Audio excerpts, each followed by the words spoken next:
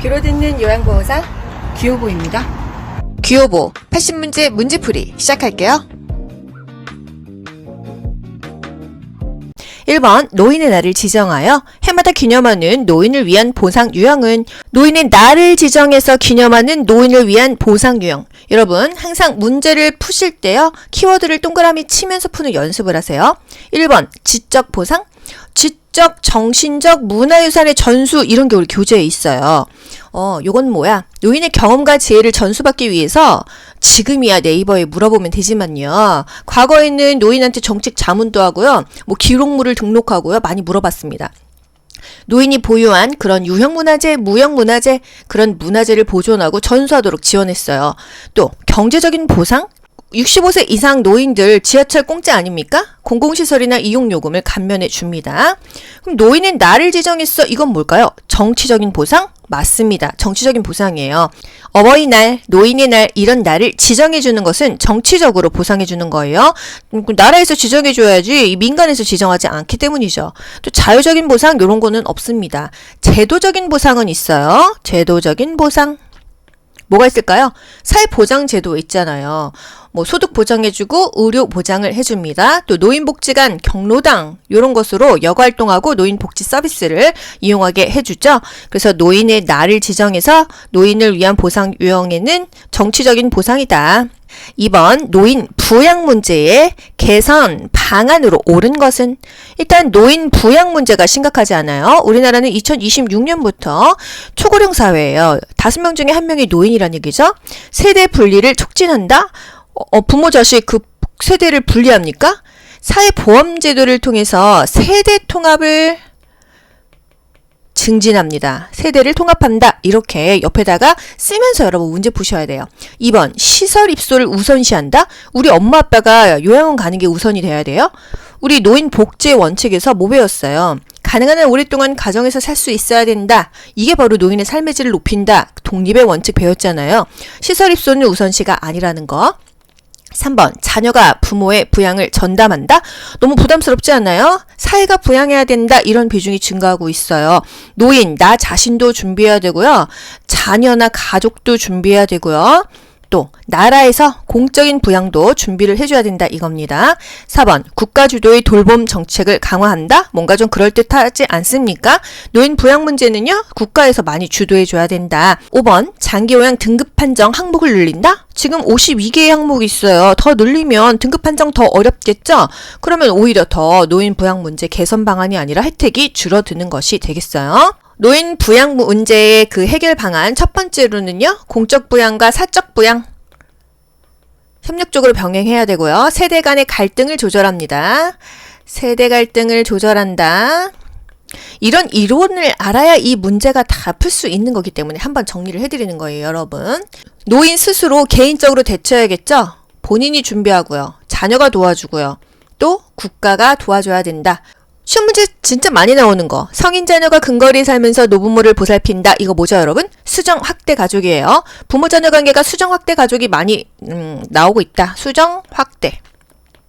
가족이라는 건 원래 한 지붕 아래에서 살아야 가족인데 그 의미가 수정되고 확대되었다. 그냥 근처에 살면서 같은 동에 살면서 옆동 아파트에 살면서도 부모님을 보살핀다면 이것은 수정 확대 가족이라는 거죠. 자녀들이 다 결혼하고 나갔어요. 둥지가 비었어요. 그래서 노인들이 빈둥지 증후군을 겪는다. 3번 다음과 같은 서비스를 제공하는 노인장기 요양보험의 급여 유형은 여러분 급여가 월급인가요? 서비스죠. 그쵸? 혜택이에요. 우리가 문제 자체를 이해할 수 있게 이렇게 풀어서 하시면 되겠습니다. 대상자의 기능 유지를 위한 복지 용구를 제공한다. 휠체어, 전동의자 이런 거를 제공한대요. 이게 어떤 서비스일까? 가정을 방문해서 재활에 관한 지원 등을 제공한다. 가정을 방문했어요. 그럼 재가급여잖아요. 복지 용구 제공하는 거 재가급여 중에서 뭐예요? 기타 재가급여였습니다. 여러분 알고 계시죠? 그 재가급여 5가지 뭐가 있었죠? 방문 요양, 방문 목욕, 주 야간 보호, 단기 보호. 그 밖의 서비스가 바로 기타 재가급여, 복지용구 대여하는 거였잖아요. 일정 시간 보호한다 하면은 주 야간 보호고요. 일정 기간 보호한다면은 단기 보호예요. 4번 등급판정위원회 심의 결과 등급 외자로 판정받은 대상자가 이용할 수 있는 서비스는 등급이 없어요. 그래도 노인들이 뭔가 이용할 수 있는 서비스가 있어야 된다 이 말 아닙니까? 등급이 없는 사람들은 어떤 서비스를 받을 수 있냐? 1번 노인복지관. 저희 엄마 아빠도 노인복지관 경로당 이용하시거든요. 요거 가능한 거 아니야? 일단 표시하시고요. 방문 간호. 이거 뭐예요? 이거 재가급여잖아요. 방문 목욕, 방문 요양, 노인 요양시설. 다 요거는 재가급여. 노인 요양시설. 이거는 시설급여 아닙니까? 얘네는 다 등급 받은 사람만 이용할 수 있었어. 이렇게 여러분 풀이하시면 되겠습니다. 이 중에서도 중요한 거 노인 요양시설과 노인 요양 공동생활가정. 공생 있었죠? 공동생활가정. 요 차이는 뭐예요? 노인 요양시설은요, 입소자가 10인 이상이어야 됩니다. 공생은요, 입소자가 9인 이내여야 돼요. 규모의 차이예요. 아시겠죠? 노인 요양 공동생활 가정은요, 집에서 그냥 생활하듯이 그룹홈으로 9명 이내로 받으니까 소규모니까 조금 더 집에서 생활하는 것과 비슷하다. 하지만 조금 더 불편하고 뭔가 의료적인 혜택을 받아야 되면 요양시설로 갑니다. 10명, 20명, 30명, 40명, 50명, 10인 이상이다 하면은 요양시설이고요. 요것도 시험 문제 많이 나오잖아요. 9인 이내이다 하면은요, 공동생활 가정이다. 요것까지 알고 가셔야 돼요. 이 노인복지관이 어디에 포함되는 거예요? 여가복지시설에 포함됩니다. 노인복지관 또는 경로당, 노인교실, 건강한 사람들이 취미생활이나 친목도모하고 정보 교환하러 가는 거잖아요. 그래서 노인복지관은 등급이 없어도 갈 수가 있더라 이 얘기예요. 5번 다음에서 설명하는 사회복지제도는 사회복지제도를 물어봤어요. 노인의 안정적인 소득 기반 제공, 생활 안정을 지원한다. 대상자는 만 65세 이상이고 소득 인정의 기준 70% 수준 이하의 노인 다 주는 건 아니고 하위 70%만 준다. 국가 지방자치단체에서 조성한다. 뭘까요 여러분? 1번 국민연금. 모르겠어. 2번 기초연금. 모르겠어. 3번 주택연금. 이건 아닌 건 알겠어. 4번 고용보험. 5번 산재보험. 여러분 고용보험 산재보험은요 이거 뭐예요? 사회보험이잖아요. 돈 버는 사람들이 강제로 뛰는 보험이 바로 국산, 건고노, 국민연금, 산재보험, 건강보험, 고용보험, 노인장기 요양보험이에요. 그래서 이거는 아니더라. 소득 기반으로 안정을 지원한다? 뭔가 연금은 맞는 것 같아요. 그쵸? 이 중에서 뭘까요? 국민연금은요, 퇴직 후에 연금 받는 제도예요. 과거에 회사를 다녔어야 가능합니다. 10년 이상 이 국민연금을 냈으면은, 나중에 회사 그만둬도 받을 수 있는 거다. 기초연금은요, 65세 이상 받을 수 있습니다. 우리가 알고 있는 노령연금이 바로 기초연금이에요. 65세 이상 노인한테 1인당 얼마 줘요? 지금 25만 원으로 올랐죠? 25만 원을 줍니다. 과거에는 20만 원이었어요. 근데 2018년도부터 25만 원으로 올랐습니다. 기초연금은요, 만 65세 이상이고요. 또 대한민국 국적을 가지고 있고 국내에 거주하는 어르신이라고 한다면은 주는데 부자는 안 줘요. 가구 소득 인정액 선정 기준에서 70% 이하만 준다 이겁니다. 이런 거 잘 모르겠는 건 여러분 한번 알고 넘어가셔야 돼요. 그래서 65세 이상한테 돈을 준다, 생활 안정을 위해서 준다, 이건 바로 기초연금이다, 노령연금이라고 생각하시면 되겠습니다. 6번 등급 판정위원회의 심의 결과 노인장기 요양보험 급여의 대상자는 이 서비스의 대상자, 이 노인 장기 요양보험 서비스 대상자, 요거는 정말 중요하지 않아요? 국가고시에서 정말 자주 나옵니다. 여러분 보기를 일일이 다 보실 필요가 없어요. 뭘 봐야 돼요? 65세 이상이냐, 65세 미만이냐, 요거를 보시면 됩니다. 65세 이상은요, 질병명이 상관이 없어요. 일상생활이 불편하고 거동이 불편하면 그냥 다 줍니다. 다 오케이예요. 교통사고 환자 괜찮아. 결핵 환자도 다 줘요. 하지만 65세 미만일 때도 주는데 어떨 때? 노인성 질환이라면 다 주는 거예요. 치매, 뇌졸중, 파킨슨일 경우에는 준다 이겁니다. 보자고요 여러분. 일단 백내장 수술을 한 65세 남자. 65세인데 백내장 수술이 했다고 해서 뭐 거동 불편 나고 일상생활이 불편하다 이런 말은 없어요. 모르면 세모. 결핵으로 병원에 입원 중인, 결핵으로 병원에 입원 중이야. 여러분 병원에 입원했으면 이미 건강보험 혜택 받고 있는 거잖아요. 그래서 노인장기 요양보험 급여 서비스 대상자가 안 됩니다. 아시겠죠? 그래서 이거는 탈락. 혈관성 치매, 노인성 질환이야? 일상생활이 어려운, 된다 돼. 65세 이상만 돼요? 65세 미만도 되잖아요. 그래서 이게 답이에요. 4번 발목이 골절되어 치료를 받고 있는 발목이 골절되어서 일상생활이 불편할 수는 있어요. 그런데 일시적인 거잖아요. 6개월 이상 불편해야 됩니다. 60세 남자 틀렸고 폐렴약을 복용 중인 50세 여사 폐렴약 먹고 있다고 뭐 다 일상생활 불편하고 이런 거 아니거든요. 그리고 50세는 일단 노인성 질환이 아니면 무조건 혜택 주지 않으니까요. 이런 식으로 답을 찾으시면 되겠어요. 7번 다음 내용에 해당하는 노인 장기 요양보험 표준 서비스의 유형은 어떤 서비스냐 이거죠. 병원 외래 진료의 동행함, 대상자를 대신해서 공과금, 납부함. 여러분 이거 보면 딱 아셔야 돼요.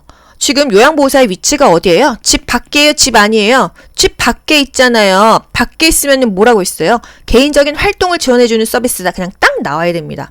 아시겠죠? 병원 외래 진료에 동행했다 하는 것은 요양보호사와 대상자가 같이 함께 가는 거예요. 이것을 뭐라고 해요? 이것은 외출 시의 동행이라고 합니다. 그쵸?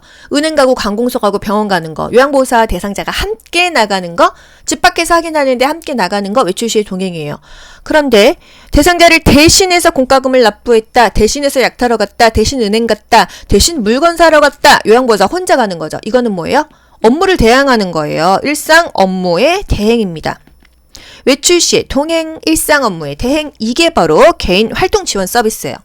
그럼 여러분 집안이라는 건 뭐죠? 그게 바로 일상생활 서비스 아니에요. 집안이라는 거 취사, 청소, 정돈, 세탁. 근데 이 중에서 똑같이 일상 업무 대행인데 이거는 물품을 구매할 때는 개인 활동 지원 서비스고요. 장보기는 밥하려고 장보는 거잖아요. 취사에 들어가기 때문에 요거는 장보기는 일상생활에 들어갑니다. 그리고 여러분 신체활동 지원 서비스는 뭐예요? 스킨십이 필요한 거는 다 신체활동 지원 서비스예요. 신체활동, 스킨십이 필요하다. 몸이 맞닿아야 돼. 구강관리, 몸단장, 식사도움, 체위변경, 목욕도움, 화장실 이동돕기 다 몸을 붙잡고 가야 되죠. 이거는 신체활동 지원 서비스입니다. 요양보호사가 집 안에 있다 하면은 일상생활 지원 서비스이다. 요양보호사가 집 밖에서 행동들을 한다 하면은 활동하는 거다. 개인활동 지원 서비스이다. 이렇게 심플하게 알고 넘어갈게요. 8번 노인장기 요양보험의 급여 중에서 서비스 중에서 본인 부담금에 관한 설명으로 옳은 것은? 여러분 요거 한번 또 짚고 넘어갈게요. 이래서 문제 하나에서 알아야 될 이론이 많습니다. 그래서 단순하게 문제답만 달달달 외워서는 변형 문제를 풀을 수가 없어요. 일단 장기요양보험 제도에 재원이 뭐가 필요합니까? 돈은 어디서 나와요? 보험료. 보험료는 건강보험료 우리가 낸 거. 또 본인 부담금. 본인 부담금은요. 재가급여는 15%, 시설급여는 20% 내는 거 알고 계시죠? 그리고 국가 지원. 이게 바로 조세죠. 여기서 20%를 대준다. 그럼 나머지가 60에서 65%가 건강보험료에서 내는 거예요. 요거를 알고 들어가면 됩니다. 비급여 항목은 본인이 50%를 부담합니까? 전액 부담하는 거예요. 비급여가 뭐예요? 보험 안 되는 거, 뭐 미용비, 이발비 이런 거요. 또 2번 복지연구 비용은 본인이 80%나 부담합니까? 복지연구의 대여, 기타 재가급여 뭐라 그랬어요? 15%라고 했어요. 또 그러니까 여기서 조금 달라지는 것은 복지연구의 비용은 그럼 이게 기타 재가급여라는 걸 아셔야 되는 거예요. 보통은 재가급여가 15%다 이렇게만 알고 있는데 복지연구 비용은 이게 재가급여지? 그러면 15%다. 이렇게 한 단계를 또 이렇게 점프해야 됩니다. 재가급여 비용은 본인이 20%를 부담한다? 시설급여가 20%고요. 재가급여는 15%죠? 이렇게 항상 틀린 것에 X를 긋고 맞는 것을 옆에 써가면서 문제를 푸세요. 4번 국민기초생활수급권자는 본인 부담금이 없다. 맞아요. 기초생활수급권자는 그 돈이 없잖아요. 본인 부담금은 없습니다. 하지만 비급여 항목은요. 그거는 전액 본인 부담해야 되는 건 똑같아요. 5번 의사소견 시 발급 비용이 본인이 몇 프로를 부담한다? 우리 이거 잘 몰랐어요. 왜 사이드에 있었으니까. 중요하다고 강조 안 했으니까. 하지만 요게 확실한 게 지금 답이 있기 때문에 의사소견서 발급 비용은요 20%를 부담합니다. 방문 간호지시서 발급 비용도 20%예요. 뭔가 진단서나 서류 끊는 거는 20% 내는구나 이렇게 아시면 되겠어요. 보험료 또 국가지원 조세, 본인 일부 부담금, 재가급여는 15%, 시설급여는 20%. 저소득층, 의료급여 수급권자는 법정 본인 부담금의 몇 프로를 경감해 줬었죠? 40에서 60%를 경감해 줬습니다. 국민기초생활수급권자는 본인 부담금이 없다. 요거 기억하셔야 돼요. 비급여 항목은 본인이 전액 부담한다까지요. 9번 대상자에게 제공할 수 있는 일상 생활 지원 서비스에 해당하는 것은 요양보호사가 집 안에 있으면 일상생활이라고 했어요. 집 밖에 있을 때는 뭐라고 했었죠? 개인적인 활동 서비스였습니다. 밖에 있을 때요. 그래, 집 안에 있을 때 하는 거 뭐 있어요? 청소, 주변 정돈, 취사 장보기, 세탁하기 이런 것입니다. 목욕도 오면 스킨십 하는 거죠? 이거는 신체활동이다. 병원을 동행하는 거 뭐였어요? 집 밖에서 외출 시에 동행, 개인, 활동 지원 서비스이다. 구강관리, 스킨십 다는 거니까 신체, 의사소통 도움 정서적인 거죠. 10번 요양보호 서비스 제공 원칙을 준수한 경우는 1번 대상자의 가래를 흡인한다? 이거 의료행위예요. 의료행위는 하지 않습니다. 2번 상황에 따라 서비스 비용을 청구한다? 상황에 따라 청구하는 건 아니었어요. 3번 대상자의 선호보다 시설의 규칙을 우선시한다? 항상 대상자가 우선입니다. 아시겠죠? 4번 응급상황에는 응급처치 우선순위에 따라 처치한다? 틀린 거 없죠? 항상 긴급을 요하는 순으로 처치한다. 응급처치 교육받은 사람의 지시에 따른다. 우선순위에 따라서 처치합니다. 항상 기도 유지 해줬잖아요. 5번 대상자의 인지 능력이 악화되면 서비스를 종결한다. 종결하면 이 대상자는 누가 돌봅니까? 대상자가 상태 변화 등으로 서비스를 추가해야 되거나 변경해야 되거나 진단이 필요하면요 신속하게 우리는 보고합니다. 누구에게? 위에 상사에게. 윗대가리라고 할 뻔했어요. 시설장이나 관리 책임자에게 보고를 하는 거예요. 아시겠죠? 응급 상황에는 응급처치 우선순위에 따라 처치한다. 요게 답이지 뭐 다른 거 답이 될 게 있겠습니까? 11번 산업재해보상보험 산재보험법에 따른 근로자의 보호 내용으로 옳은 것은 1번 보험급여는 채권자에게 양도할 수 있다. 산재보험이에요. 일하다가 손가락 잘렸어요. 일 못하는데 이 보험에서 나오는 돈을 채권자, 내가 빚쟁이야. 이거 양도하게 되면은 나 뭐 먹고 살아요. 안 돼요. 보험급여는요. 양도, 압류할 수가 없습니다. 채권자가 건드릴 수가 없어요. 이게 산재기 때문에요. 2번 보험급여를 받을 권리는 1년간 유효하다. 너무 짧죠. 1년 아니고요. 급여 내용에 따라서 3년 또는 5년간 유효하고요. 퇴직했어도 퇴직 여부와 상관없이 받을 수가 있어요. 3번 산업재해를 당했다는 이유로 해고할 수 없다. 요게 답이죠. 이게 보호해주는 거잖아요. 4번 보험급여는 조세로 적용되어 세금을 부과한다. 보험급여는요. 조세나 기타 공과금 부과가 면제가 됩니다. 세금을 떼지 않습니다. 이게 손가락 잘려가지고 여러분 극단적인 예시를 드는 거예요. 내가 손가락이 잘렸어. 지금 당장 먹고 살 게 없어. 세금 내야 되면은 나는 지금 인간의 기본권이 안 되는 거잖아요. 세금을 떼지 않습니다. 이 돈에 대해서는. 사업장에 폐업이 된 경우는 장애급여를 받지 못한다? 아니죠. 산재로 후 요양 중에 퇴직하거나 사업장에 부도나고 폐업해도 이 돈을 산재는 지급에는 지장을 받지 않는다는 거예요. 12번 재가 대상자가 요양보호사에게 성적인 신체 접촉을 할 때 대처 방법은 단호하게 거절한다. 이거 아닙니까? 단호하게 찾아볼까요? 1. 시설에 입소시킨다? 큰 소리로 훈계한다? 큰 소리 하지 말라 그랬어요. 거부 의사를 분명히 표현한다? 이게 바로 단호하게 거부한다. 단호하게 거부 의사를 표현한다. 요것에 변형된 문제잖아요. 거부 의사를 분명하게 표현한다. 신체 접촉을 하는 이유를 묻지 않습니다. 신경 쓰지 않고 하던 일을 계속하면 되겠습니까? 13번 노인 학대 유형과 사례가 올바르게 연결된 것은 1번 방임 생활비 제공을 중단한다. 생활비 제공을 중단한다? 맞는 것 같은데 일단 보류. 2번 유기 이성교제를 방해한다. 이성교제를 방해하는 건 뭐예요 여러분? 정서적인 학대죠. 그쵸? 이거는 쉽지 않습니까? 3번 말을 걸지 않고 무시한다? 이게 신체적인 학대예요? 이것도 정서적인 학대예요. 4번 유언장의 내용을 변조한다?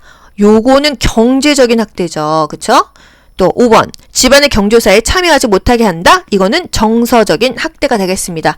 답은 1번이야. 생활비 제공을 중단했어. 사실 신체적인 학대와 방임이 좀 헷갈리는 부분이 있어요. 여러분 요 표로 정리해 드릴게요. 일단 신체적인 학대는요. 신체적 생존을 위협할 수 있는 행위이다. 예를 들어서 집 밖으로 못 나가게 한다. 집 안으로 들어오지 못하게 한다. 요게 그렇게 국가고시에 많이 나왔었잖아요. 이건 바로 신체적인 학대라는 거예요. 내가 고혈압약 먹고 당뇨약 먹고 심장약 먹어야 되는데 그거 안 줘. 생존 유지에 필요한 약물을 단절시켰어. 이거 신체적인 학대로 볼 수 있습니다. 몸이 고생하는 거예요. 생존을 위협하는 게 바로 신체적인 학대라는 거예요. 여러분 방임은요. 틀니를 제공하지 않았어. 보청기. 돋보기, 지팡이, 휠체어를 제공하지 않는다. 이거를 방임으로 보시면 됩니다. 의식주나 의료, 물품을 적절하게 제공하지 않는 것이 바로 방임이에요. 치료 안 해줬어. 아픈데 치료 안 해줬어. 너 의식주, 집도 없고 밥도 안 주고 옷도 안 입었어. 이게 방임이라는 겁니다. 방임은요, 만신창이어도 노인이 집 안에 있다 하면은 방임으로 보시고요. 유기는요, 만신창이인데 노인이 집 밖에 있어. 이렇게 답을 하시면 거의가 맞습니다. 유기는요, 격리하거나 방치하는 행위이다. 노인이 가출했어. 또는 노모를 시설에 입소시키고서는 찾아오지 않았어. 연락을 두절했어. 버렸어, 단절했어, 방치했어, 격리했어. 정서적인 고통을 주는 것은 정서적 학대는 쉽잖아요. 성적 학대도 쉽고요. 경제적인 학대는요, 부당하게 착취하거나 빼앗는 거, 그게 바로 경제적인 학대가 되겠습니다. 14번 요양보호사의 직업윤리 원칙에 맞는 행동은 1번 기관의 결정을 우선시한다. 항상 대상자가 우선이죠. 개인의 선호를 인정해야 돼요. 2번 요양보호사의 판단대로 서비스를 제공합니까? 요양보호사의 판단대로만 서비스를 제공하면 안 되고요. 반드시 대상자에게 의견을 물어보고 실행하죠. 지시에 따라 업무와 보조를 성실하게 수행하고 업무의 경과와 절차를 보고합니다. 3번 대상자와 위기적인 관계를 유지해요. 대등한 관계입니다. 대등한 관계. 우리가 처음 요양보호사로 출근을 했을 때는 왠지 대상자에게 잘 보이고 싶어서 열심히 하다가 한 반년 지났어요. 대상자가 나 아니면 아무것도 못해. 그러면 내가 갑질하면 되겠습니까? 항상 대등한 관계예요. 4번 복지용구가 필요하다고 하면 대여해준다. 복지용구는요, 구매 알선 행위를 하는 건 아니죠. 그냥 정보 제공만 합니다. 정보 제공만 해요. 유인하거나 알선해서 내가 수익을 받았어. 그러면은 그거는 윤리원칙에 어긋나는 거예요. 정보만 제공합니다. 5번 제공된 서비스 내용은 정확히 기록한다. 좋죠. 뭐 틀린 거 없죠. 정해진 원칙과 절차에 따르고 정확하게 기록을 해야 이 대상자가 표준화된 서비스를 계속 받을 수가 있겠죠. 이 부분 중요해서 한번 짚어드릴게요. 요양보호사의 직업윤리. 항상 업무 수행에 필요한 지식을 습득하죠. 지속적으로 습득한다. 전문 지식과 기술을 습득한다. 말만 다르게 계속 국가고시 나오고 있어요.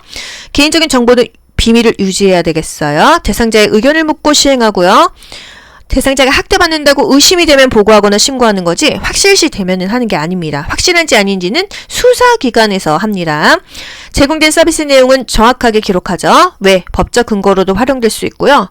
내 활동이 모든 요양보호사를 대표한다고 생각하고 일하셔야 돼요. 업무 중 알게 된 동료의 학대행위 신고해야겠죠? 요양보호사 대상자는 대등한 관계였어요. 15번 요양보호사의 직업윤리 원칙에 맞는 행동은 1번 대상자의 사생활은 제한한다. 사생활을 존중하고요. 업무상 알게 된 개인정보는 비밀로 유지해야 된다는 거예요. 2번 대상자의 요구는 모두 수용하면 되겠습니까? 업무 영역 이외의 무리한 요구는 거절하세요. 3번 대상자의 자기 결정권을 존중한다. 틀린 거 없죠? 4번 서비스 제공에 대한 선물은 감사히 받는다. 실제로는 감사히 받습니다. 하지만 이론적으로요. 서비스에 대한 물질적 보상은 받지 않습니다. 거절하는 거예요. 5번 업무 수행을 빌미로 보수교육을 받지 않는다. 여러분 항상 업무 수행에 필요한 지식을 습득한다고 했어요. 직무교육을 통해서 전문 지식과 기술을 습득한다. 항상 교육은 받아라. 이게 답입니다. 16번 다음 상황에서 요양보호사가 직업윤리 원칙을 준수한 경우는 직업윤리 문제 80문제 중에서 진짜 2문제 이상 꼭 나와요. 재가급여 대상자가 수고비를 줄 테니 관절염 약을 대리 처방받아주세요. 이렇게 요청했어요. 어떻게 해야 돼요? 거절해야 돼요. 거절해야 됩니다. 우리가 처방 전 대리 수령은 가능하지만 이 관절약 그냥 좀 대신 받아다 줘요. 이건 안 돼요. 항상 대상자 본인이 가서 처방을 받고 우리가 그 처방전을 약국에서 대리 수령만 할 수가 있다는 거예요. 약 자체를 대리 처방 받는 거는 안 됩니다. 헷갈리시면 안 돼요. 그래서 서비스를 거부한다. 이게 맞습니다. 규정에 따라서 업무를 수행해야 되겠죠. 2번 다른 요양보호사에게 부탁한다. 안 됩니다. 그러면 둘 다 대리 처방 받는 거니까요. 다른 대상자의 관절약을 제공한다. 절대로 다른 사람의 약을 공유하면 안 됩니다. 4번 생각해본다고 하면서 답변을 피한다. 이게 뭔 짓입니까? 5번 개인적으로 별도의 서비스를 계약한다. 개인적으로 계약하는 게 아니에요. 개인적으로 별도의 서비스 계약을 하면 안 되고요. 타 기관에 의뢰하면 안 되죠. 항상 우리는 모르겠으면 보고하시면 되겠습니다. 17번 손목이 삐어서 부종이 발생한 직후 초기 관리 방법. 일단 삐었어. 그러면요. 또는 뭐 골절됐어 움직이지 않게 하거나 부목을 대거나 압박해주거나 냉찜질하는 게 중요해요. 1번 손상 부위를 압박한다? 바로 답이 나왔죠? 2번 손상 부위를 내리면 부어요. 항상 더 올려줍니다. 냉찜질합니다. 3번 손상 부위 스트레칭. 삐었거나 골절이 있을 때는 마음대로 움직이지 않아요. 4번 고주파, 정규광선 이런 거 마음대로 하지 않아요. 직후는 항상 냉찜질 또는 움직이지 않게 고정시키는 거, 고정하는 거, 그리고 냉찜질이 중요하다는 것입니다. 18번 노화에 따른 소화기계 변화로 옳은 것은 소화기계 변화, 소화가 안 되겠죠. 1번 위액 분비량이 감소된다. 답 딱 나왔어요. 이 타액 침이죠. 위액 분비가 감소돼요. 그리고 위액의 산도가 저하되기 때문에 소화가 잘 안 됩니다. 2번 식후 포만감 지연. 이게 잘 모르겠죠. 소화 능력이 저하되면은 가스가 차요. 변비, 설사, 구토 등 생기잖아요. 3번 지방 흡수력이 증가돼요? 감소되죠. 나이 먹으면 지방 소화 진짜 안 됩니다. 왜? 췌장에서 소화효소가 나오는데요. 탄, 단, 지, 아트리, 리파제라는 게 나와요. 이것까지는 물어보지 않습니다. 그래서 지방의 흡수력이 떨어집니다. 이거는 간호조무사 국가고시에서는 물어보는데 요양보호사에서는 이게 리파제다 이것까지는 안 나오는데 지방이 소화가 안 된다. 지방 흡수력이 감소된다. 이건 나와요. 간의 약물 대사 능력이 감소되죠. 약물의 대사 능력 간 기능이 저하돼요. 약물이 잘 안 빠져나갑니다. 대사나 제거 능력이 저하되죠. 간에서 해독이 안 돼요. 해독 능력도 저하된다. 항문 관략근의 긴장도가 증가가 아니라 감소돼서 힘이 없어서 변실금 생기잖아요. 팬티 고무줄도 오래 쓰면 느슨해지는 것처럼 이 관략근도 느슨해진다. 긴장도가 감소된다. 이거예요. 19번 대상자의 분비물이 묻은 물품을 처리하는 방법으로 옳은 것은 분비물이 묻었어요. 1번 대변이 묻은 아이는 소각합니까? 태워버려요? 별도로 세탁하면 되잖아요. 우리를 버릴 때는 대상자에게 반드시 동의를 구해야 됩니다. 혈액이 묻은 침구는 쌀문을 찬물에 헹군다? 피가 묻었어. 혈액이나 체액이야. 일단 찬물이 먼저고요. 그 다음에 더운 물이에요. 찬물이 먼저다. 이것도 정말 중요하잖아요. 왜? 피는 단백질이에요. 그래서 뜨거워지면 응고돼서 얼룩이집니다. 찬물로 이거를 핏기를 빼고 나서요. 비누칠해서 세탁합니다. 그리고 나서 삶아도 되겠죠. 3번 가래가 묻은 상의는 소독용 알코올로 세탁하니까 뭐 불리거나 부분 세탁하면 되겠어요. 4번 분비물이 묻은 침구 일반 세탁물과 함께 하면 되겠어요. 별도로 세탁하세요. 분비물은 별도로 세탁한다. 똥은 별도. 변은 별도. 변은 별도. 분비물은 별도. 비읍이요. 가래가 담긴 흡입병은 분비물을 버리고 1일 1회 이상 닦는다. 맞아요. 1일 1회 닦아도 되고 2회 닦아도 되고 3회 닦아도 되는데 하여간 무조건 하루에 한 번 이상을 닦아라. 그리고 여기서 중요한 거. 흡입병에 우리 카테터라고 있잖아요. 카테터. 그 고무로 된 관이요. 보통 일회용 쓰기도 하는데요. 재활용 쓰게 되면은요. 어떤 게 국가고시에 자주 나와요? 이 분비물이 빠질 수 있게 카테터를 물에 담가 놓는다. 카테터는 흐르는 물에 비벼 씻는다. 고무 카테터는 흐르는 물에 비벼서 세척한다. 사용한 카테터는 분비물이 잘 빠지도록 물에 담가둔다. 그리고 15분 이상 끓이죠. 쟁반에 널어서 그늘에 말린다. 그것까지 다 국가고시로 가져가셔야 됩니다. 20번 헬리코박터균 하면은 여러분 위궤양이 그냥 딱 나와야 돼요. 귀요보 들으신 분들은 바로 이렇게 답을 맞추실 수 있습니다. 헬리코박터균 감염이 원인이 되어서 속쓰리고 상복부에 불편감이 나타난다 하면은요. 여러분 그것은 위궤양으로 보시면 되겠어요. 잘못된 식습관으로 위 점막이 손상이 돼요. 헬리코박터균이 감염이 됩니다. 그래서 새벽 1~2시 속쓰림과 상복부에 불편감이 온다. 근데 여러분 이거에 또 위염이 있잖아요. 위염은요. 위에 염증이 생긴 건데요. 식사 후 3-4시간이 지나면은 공복이 되죠. 이때 명치 부위에 심한 통증이 바로 위염이에요. 위궤양은요. 헬리코박터균 새벽 1~2시 이 얘기가 나야 됩니다. 밥 먹고 나서 아픈 거는 그냥 위염이에요. 협심증은 뭐예요, 여러분? 협심증은요, 동맥 경화에 의해서 이 심장, 관상동맥이 이렇게 좁아져가지고서는 피가 안 통해서 심장이 엄청 아픕니다. 대상자들이요, 니트로글리세린이라는 약을 먹어요. 이거는 굉장히 타이레놀처럼 유명한 약입니다. 그래서 협심증인 약은 니트로글리세린이라고 하는데 여러분 알아두셔야 될 게 보통 약을요, 물로 이렇게 삼키잖아요? 이거는 설화투여예요. 혓바닥 아래에다 넣으면 30초 안에 녹아버립니다. 심장 아파가지고 막 쓰러지는데 언제 물 찾아서 먹고 있어요. 그래서 드라마 같은 데 보면은 회장님이 그 약을 빨리 막 혓바닥 아래로 집어넣잖아요. 근데 그게 그 마누라가 회장님 죽으면 재산 갈취하려고 그 약을 못 먹게 막 버리고 맨날 나오지 않습니까? 그 약이 바로 니트로글리세린이에요. 그래서 협심증 대상자는요, 뭔가 지금 갑자기 심장을 부여잡고 있어. 여러분, 빨리 니트로글리세린 그 약을요, 혀 밑으로 넣어주셔야 됩니다. 그래서 침으로 녹여가지고 흉통을 완화시켜 주셔야 돼요. 대장암은요, 대장암 걸리는 요인이 뭐예요? 저자녀식이 먹어서 걸리는 거예요? 자녀식이 먹어서 걸리는 거예요? 저자녀시기를 먹어서 걸리는 거예요. 자녀시기는 이제 섬유소가 많은 것이다 이렇게 생각하시면 됩니다. 그래서 저자녀시기가 많이 들어가 있는 육가공식품 먹어서 대장암 걸렸으니까 섬유소 많이 들어간 자녀시기를 먹어라. 이게 바로 대장암에서 중요한 포인트가 되겠어요. 채소, 과일 먹어라 하잖아요. 담석증, 우리 교과서에서 이것까지는 사실 나오지 않았어요. 담석이 생겨가지고서는 세균이 감염돼서 걸리는 병입니다. 췌장염, 소화기관이에요. 뇌분비기관이에요. 췌장이. 여기서 염증이 발생한 게 췌장염이 되겠습니다. 헬리코박터균 하면은 위궤양 그냥 바로 가세요. 국가고시는요, 다 알아야 맞추는 게 아니에요. 키워드만 보고 그냥 딱딱 답을 유추하실 수가 있습니다. 21번, 폐결핵에 관한 설명으로 옳은 것은? 결핵은요, 폐에 붙으면 폐결핵, 신장에 붙으면 신장결핵, 붙는 위치에 따라서 병명이 달라집니다. 1번, 바이러스성 감염 질환이에요. 결핵은요, 균이에요. 세균성 질환입니다. 결핵균이거든요. 세균성 질환이다. 결핵 간균 해서 이렇게 막대기 모양입니다. 2번, 스테로이드 약물 복용으로 예방할 수가 있다. 예방하는 게 아니고요. 스테로이드와 같은 면역 억제제를 사용해서 폐결핵에 걸릴 수가 있습니다. 스테로이드가 좀 부작용이 많아요. 3번, 약물 복용 중 주기적인 간 기능 검사가 필요하다. 맞아요. 결핵약은요, 이 내성을 지연시키기 위해서, 내성이 생기지 않게 하기 위해서 다양한 항생제를 종류별로 한 주먹을 먹거든요. 그래서 간이 좀 문제가 될 수 있어요. 그래서 결핵약 보통 6개월에서 2년씩 장기로 먹는데 간이 상하는 경우가 많습니다. 그래서 주기적으로 간 기능 검사가 필요하더라.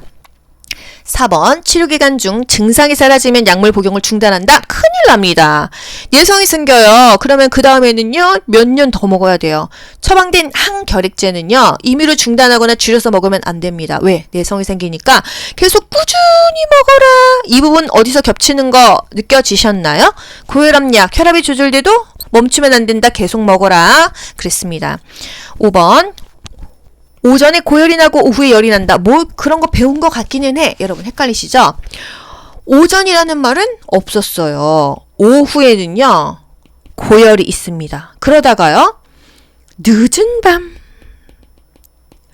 식은땀이 나요. 식은땀이 나면 열이 내립니다. 그래서 오후에는 열이 올라가. 그러다가 그냥 그 밤에는 내려가. 이거를 기억하셔야 돼요. 올라갔다 내려간다. 오후에는 고열이 나고요. 늦은 밤에는 식은땀이 나면서 열이 내리는 증상이 반복된다. 이게 결핵에서 굉장히 중요한 부분입니다. 일단 결핵에 걸리면요, 2주 이상 기침이 나와요. 그래서 여러분 2주 이상 기침을 한다고 하면은 병원 가서 말씀하세요. 그러면 기침 얼마나 했어요? 2주 넘었어요? 물어본단 말이에요. 네, 선생님 2주가 넘은 것 같아요. 그럼 결핵일 수 있으니까 흉부 엑스레이 한번 찍어보죠. 이렇습니다. 실제로 그래요. 그래서 2주 이상 기침이나 흉통이 있다, 가슴이 아프다 하면은 결핵일 수가 있다 이거예요. 결핵 감염 대상자랑 접촉했어. 우리 요양보호사 어떻게 해야 되죠? 검사를 해야 됩니다. 근데 잠복기가 있어서 바로는 안 되고요. 2주에서 한 달 이후 1개월 이후에 반드시 흉부 방사선 엑스레이 촬영을 해서 감염 여부를 확인한다. 이게 또 국가고시에서 중요한 포인트가 되겠습니다.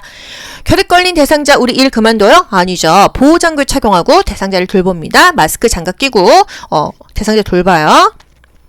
22번, 적혈구 부족의 원인이 되어 산소 운반 능력이 저하되는 질환은 적혈구가 부족해, 피가 부족하다는 얘기예요. 빈혈이 오겠죠. 철 좀 들어라 아이씨. 빈혈약은 철분제는 비타민 C랑 함께 먹는다. 이게 그렇게 국가고시에 나오는 포인트이기도 했는데 빈혈에 대해서 물어봤습니다. 일단 빈혈은요, 그 적혈구나 헤모글로빈이 부족해서 혈액이 산소를 공급하지 못하는 거예요. 보통은 철분 섭취가 부족했을 때 철분 결핍성 빈혈이 가장 많이 옵니다. 빈혈 예방에 좋은 음식 여러분 아시는 거 뭐 있어요? 굴, 계란 노른자, 붉은 살코기, 콩, 시금치 이런 것들이 빈혈에 좋아요. 폐렴은요, 폐에 염증 생긴 겁니다. 그래서 그 기관지가 두껍게 되고 섬유화되어서 폐로 산소를 흡수하는 능력이 좀 감소된다. 폐기종은요, 그 폐포가 파괴돼서 굉장히 막 배가 부어요. 불규칙적으로 확장되는 것입니다. 뇌경색, 막히는 거잖아요. 뇌혈관이 막히는 거. 또 터지는 거는 뇌출혈이죠. 뇌졸중의 종류인데요. 이 뇌조직이 괴사해서 생기는 질환이다 하면 뇌경색이에요. 동맥경화는 뭐예요? 지방이, 콜레스테롤이 축적돼서 혈관 내부가 좁아진다. 혈관에 이렇게 지방이 쌓여 있어요. 이 혈액흐름이 원활하지 않죠? 혈관벽이 굳어졌죠. 이게 바로 동맥경화입니다. 단단하게 굳었다 이거예요. 혈액이 몸에서 필요한 만큼 산소 공급을 못하고 있다 했을 때 빈혈이 온다는 거예요. 이게 정답입니다. 23번 만성 기관지염 대상자를 돕는 방법으로 옳은 것은 1번 심호흡을 제한하겠습니까? 침호흡과 기침을 격려해서 기관지 내에 가래를 배출하면 되겠습니다. 음식을 뜨겁게 해서 제공합니까? 지나치게 뜨거운 음식, 너무 차가운 음식, 자극적인 음식은요, 경련을 일으킬 수 있어요. 소화가 잘 되는 음식으로 여러 번에 나누어서 제공하는 게 좋겠다. 3번, 창문을 열어서 찬 공기로 환기시키겠습니까? 갑작스러운 온도 변화, 찬 기후, 습한 기후는 피해야 돼요. 호흡 곤란 시 앙하위 자세, 앙하위가 똑바로 눕는 거예요. 여러분, 호흡이 곤란하면 무조건 상체를 올려줘요. 좌위 반자위요. 5번, 처방대로 기관지 확증제를 사용하게 한다. 무리가 없는 답이에요. 기관지의 만성 염증으로 기도가 좁아져서 숨쉬기가 힘들다. 이게 바로 만성 기관지염이에요. 이 점액성의 화농성 가래가 나옵니다. 끈적끈적한 고름 가래가 나와요. 심호흡하세요. 기침하세요. 이렇게 가래를 배출시키고요. 담배 피우시면 안 되고 공기청정기 좋습니다. 24번 당뇨병의 대표적인 증상으로 옳은 것은 당뇨 하면은 여러분 뭐 있어요? 다음다식 다갈 다뇨, 체중 감소, 발기부전이 있습니다. 그쵸? 발톱은 일자로 깎는다. 이렇게 딱 떠오르셔야 돼요. 국가고시는 키워드를 머릿속에서 딱 떠올리는 자가 고득점도 나오고 무조건 합격점이 나온다는 거예요. 다 막 꼼꼼하게 공부해서 합격하는 것보다는 키워드를 보시면 됩니다. 소변 배설량 증가. 딱 맞죠. 오줌 많이 나와요. 이게 뭐예요? 다뇨. 오줌을 많이 싼다. 그리고 갈증이 감소되는 게 아니라 엄청 목 마릅니다. 다음, 많이 마신다. 다음, 다식, 다갈, 다뇨. 많이 음료수를 먹고, 많이 밥을 먹고, 계속 목이 마르고 갈증이 나고 다뇨, 오줌을 많이 싼다 이겁니다. 음식 섭취량이 감소되는 게 아니라 엄청나게 많이 먹고요. 수분 섭취량이 감소되는 게 아니라 물을 많이 먹습니다. 감각의 민감성은요? 증가할까요? 인슐린에 대한 민감성은 감소한다. 인민감 국가고시에 나왔죠? 인슐린에 대한 민감성이 감소합니다. 약물에 대한 반응도 민감해져요. 인슐린이 제대로 공급되지 못해서 소변에서 당이 섞여 나온다. 오줌에서 당이 나오는 게 당뇨병입니다. 어떤 거 먹어야 돼요? 복합 당질 먹어야 돼요. 당이 서서히 올라가는 잡곡밥, 생과일, 생야채 먹어야 됩니다. 밥 먹고 30분이나 1시간 뒤에 당이 차 오르기 때문에 그때 운동해야 돼요. 당뇨병 발기부전 있죠? 있는 사람도 있고 없는 사람도 있어요. 여기서 중요한 거 발톱은 뭘로 잘라라? 일자로 잘라라. 중요해요. 저혈당을 주의해야 됩니다. 대상자가 밖에 외출했는데 갑자기 식은땀이 나고 두통 있고 시야가 막 몽롱하면서 배고프고 어지럽다고 하면 저혈당일 수 있으니까 가방에 있는 사탕을 먹이거나 오렌지 주스를 먹여서 당을 확 올려줘야 돼요. 외출 시에는 복용 중인 약과 그 사탕 같은 것을 항상 가방에 넣고 다녀야 됩니다. 인슐린에 대한 민감성이 감소한다고요? 증가한다고요? 인민감 감소합니다. 인슐린은 혈당을 내려주는 호르몬이에요. 인슐린은 혈당을 내려주는 호르몬입니다. 그런데 이 민감성이 감소하니까 혈당을 내려주지를 못하고 계속 혈당이 올라간다는 거예요. 25번 관상동맥이 좁아져서 심장에 산소 공급이 충분하지 못할 때 나타나는 증상은 관상동맥은요. 이 대동맥에서 갈라져 나와서 심장 근육 자체에 혈액을 공급하는 혈관이에요. 뭔가 문제가 있어서 산소 공급이 안 된다고 하면 가슴이 아픕니다. 이게 흉통이에요. 사진 볼까요? 이 관상동맥은 대동맥으로부터 이렇게 갈라져 나와가지고 이 보라색으로 이렇게 혈액을 공급해주고 있습니다. 심장에 혈액을 공급해주고 있는 그런 혈관이고요. 흉통이 있습니다. 관상동맥 하면은 심장 하면은 흉통 이렇게 연결하셔야 돼요. 26번 골다공증을 예방하는 방법으로 옳은 것은 골다공증은 왜 생기죠? 일단 나이 먹으면 많이 생깁니다. 여자들은 폐경이 오면요. 에스트로겐, 여성 호르몬이 안 나오면서 갑자기 골다공증이 심해져요. 일단 자외선 차단? 비타민 D, 햇빛 받으면 생긴다고 하잖아요. 햇빛 많이 받아라. 2번, 저체중을 유지해야 돼요. 골다공증은요, 골격이 약하고 저체중일 때, 폐경일 때, 호르몬이 부족할 때 많이 옵니다. 또, 체중 부하 운동을 제한합니까? 골다공증에는 체중을 부하해서 근육량을 키우는 걷기가 좋다고 했잖아요. 항혈전제를 장기 복용했어. 이거는 뭐 딱히 상관이 없어요. 또 비타민 D 함유 음식을 섭취해라. 그리고 비타민 D 주사가 산부인과 가면은 뭐 한 번에 놔줘요. 3개월 동안 유효합니다. 저도 맞았어요. 골밀도가 별로 좋지가 않아서 그냥 한 방 딱 맞으면은 3개월 갑니다. 약 먹기 귀찮으니까 주사를 맞았어요. 이게 한 4, 5만 원 하는 것 같아요. 많이 올랐습니다. 골밀도가 낮아져가지고 골절이 쉽다. 이 골다공증을 가지고 있는 환자가 넘어졌어. 그러면 고관절 골절이 많이 오잖아요. 노인들 고관절 골절 되면은 뭐 6주씩 누워 있다 보면 그 이후에는 다시 걷기가 어렵습니다. 우리 교과서에 어떤 거 나와 있어요? 노인은 3일에서 3주만 움직이지 않아도 걷지 못한다. 이런 충격적인 멘트가 있습니다. 그래서 골다공증은 사실 여자들 거의 다 갖고 있거든요. 그 상태에서 넘어지면 고관절 골절 오고 그리고 나면 움직이지 못해서 결국은 코줄 꽂게 되고 상태가 굉장히 급속히 악화된다는 거예요.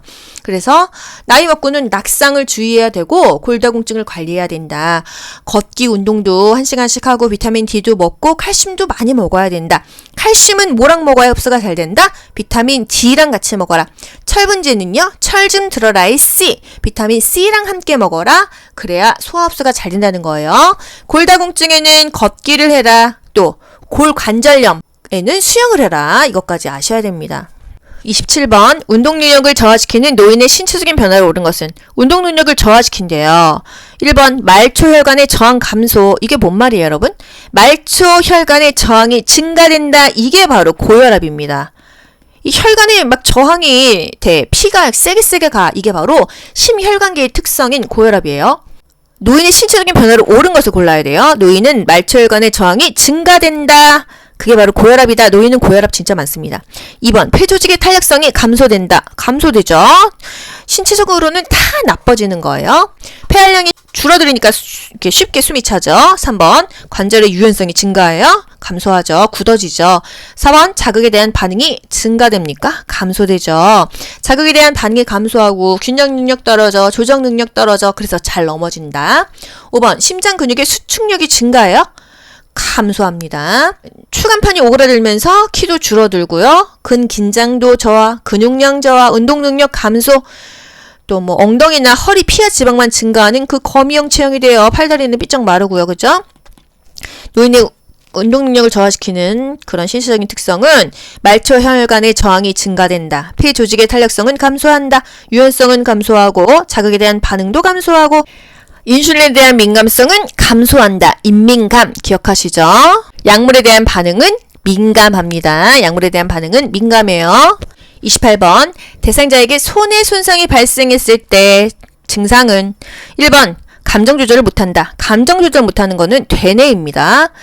그래서 제가 가끔 농담으로 그런 얘기해요. 감정 조절 너무 안 될 때 너 되뇌만 거졌나봐 이러거든요. 감정 조절은 되뇌이다.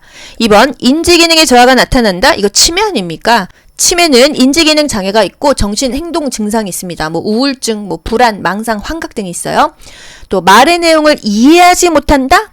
이거는 좌뇌가 손상됐을 경우에 우측 마비 그리고 언어 장애가 있고요. 말을 잘 이해하지 못하고 또 실어증이 발생합니다. 한 개의 물체가 두 개로 보인다? 요런 경우는요. 시력이 장애가 오는 거잖아요. 뇌졸중이 왔을 때 시력 장애가 있습니다. 손해 손상만 보게 되면요. 자세의 균형을 유지하지 못한다. 요게 답이에요.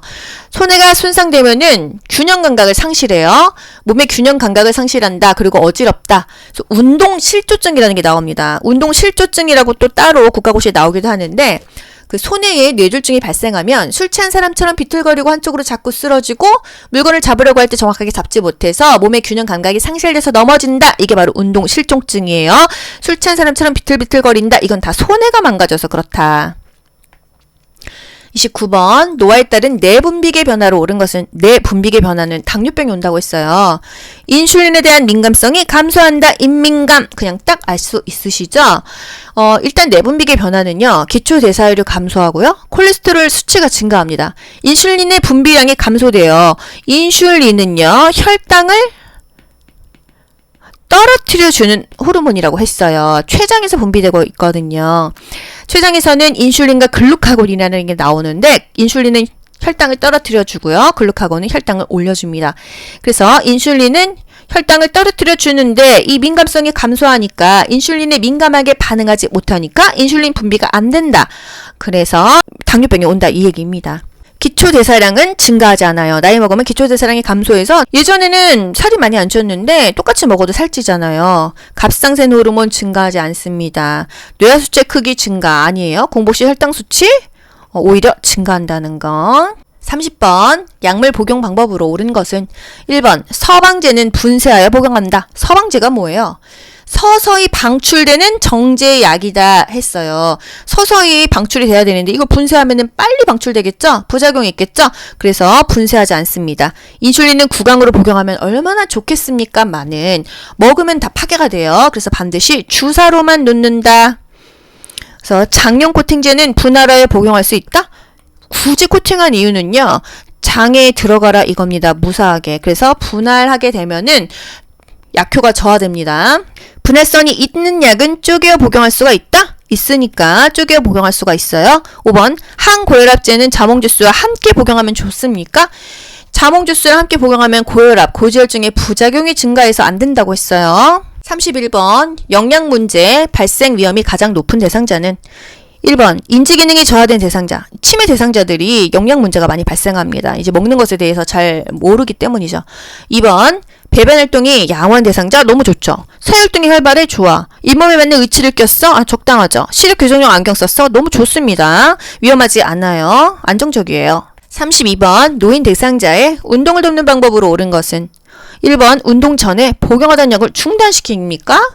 운동 금기 질환이나 투약 상황 뭐 이런 거 확인해야겠죠. 현재의 운동 수준을 확인한다. 좋습니다. 3번 강도가 높은 동작으로 시작합니까? 낮은 수준부터 시작해가지고 점차 강도를 올리고요. 준비 운동은요 10분 이상. 근육 손상은 방지해야겠죠. 몸의 방향을 빠르게 바꾸는 운동하는 거 좋지 않아요. 자세를 빠르게 바꾸는 운동은 금하라고 했습니다. 취침 전에 고강도 운동을 하게 한다? 취침 전에 직전에는 운동하지 않는 게 숙면을 취한다고 했습니다. 항상 현재의 운동 수준을 평가하고 개인의 능력에 맞는 운동을 해야 돼요. 33번 요양보호 기록하는 목적으로 옳은 것은 왜 기록을 할까요? 1번 서비스의 제공을 제한하기 위해서 2번 기관의 예산을 평가하기 위해서 업무에 대한 책임감을 강화하기 위해서 맞죠? 다른 대상자와 정보를 공유하기 위해서 문제 발생 시 법적인 책임을 회피하기 위해서 업무에 대한 책임감을 강화하고요. 요양보호사의 활동을 입증할 수 있죠.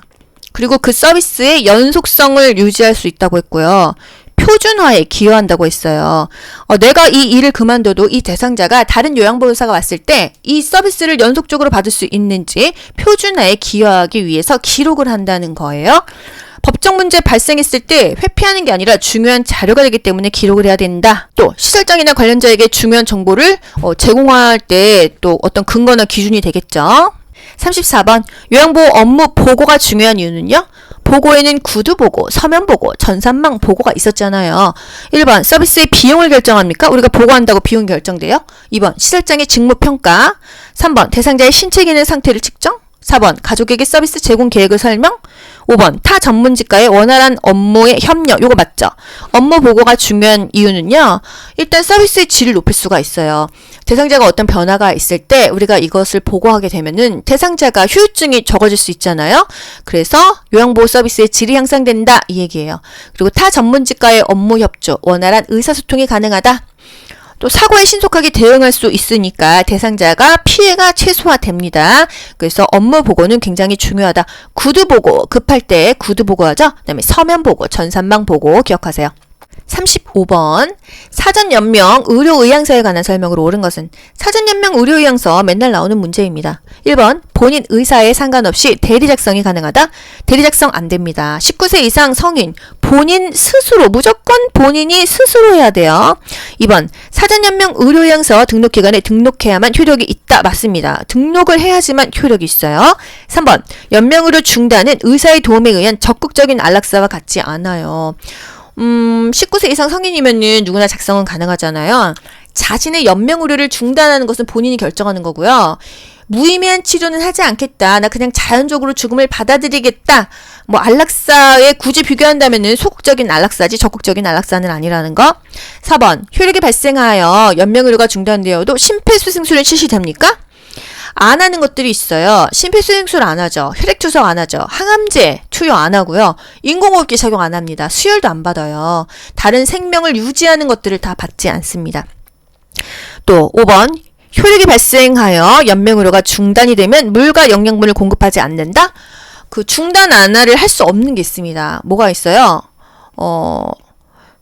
계속 먹어야 되는 거 4가지가 있습니다.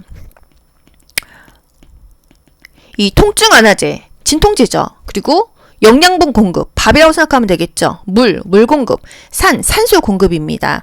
영양분 공급, 그 다음에 물 공급, 산소 공급, 그리고 이 통증 완화제, 우리 뭐 타이레놀이라고 생각해도 되잖아요. 우리 암기하기 쉽게. 타이레놀에다가 영양분이 밥이죠. 밥에다가 밥, 물, 산소는 중단하게 되면은 그냥 죽이는 거나 마찬가지니까 안 된다. 그래서 통증 완화제, 타이레놀, 밥, 물, 산소는 계속 공급을 해야 된다. 이렇게 알고 넘어갈게요. 그리고 사전연명 의료의향서는요. 사전연명 의료의향서 시스템을 확인하면 작성 여부를 열람할 수가 있고요. 이 시스템을 통해서 작성 여부를 확인할 수가 있습니다.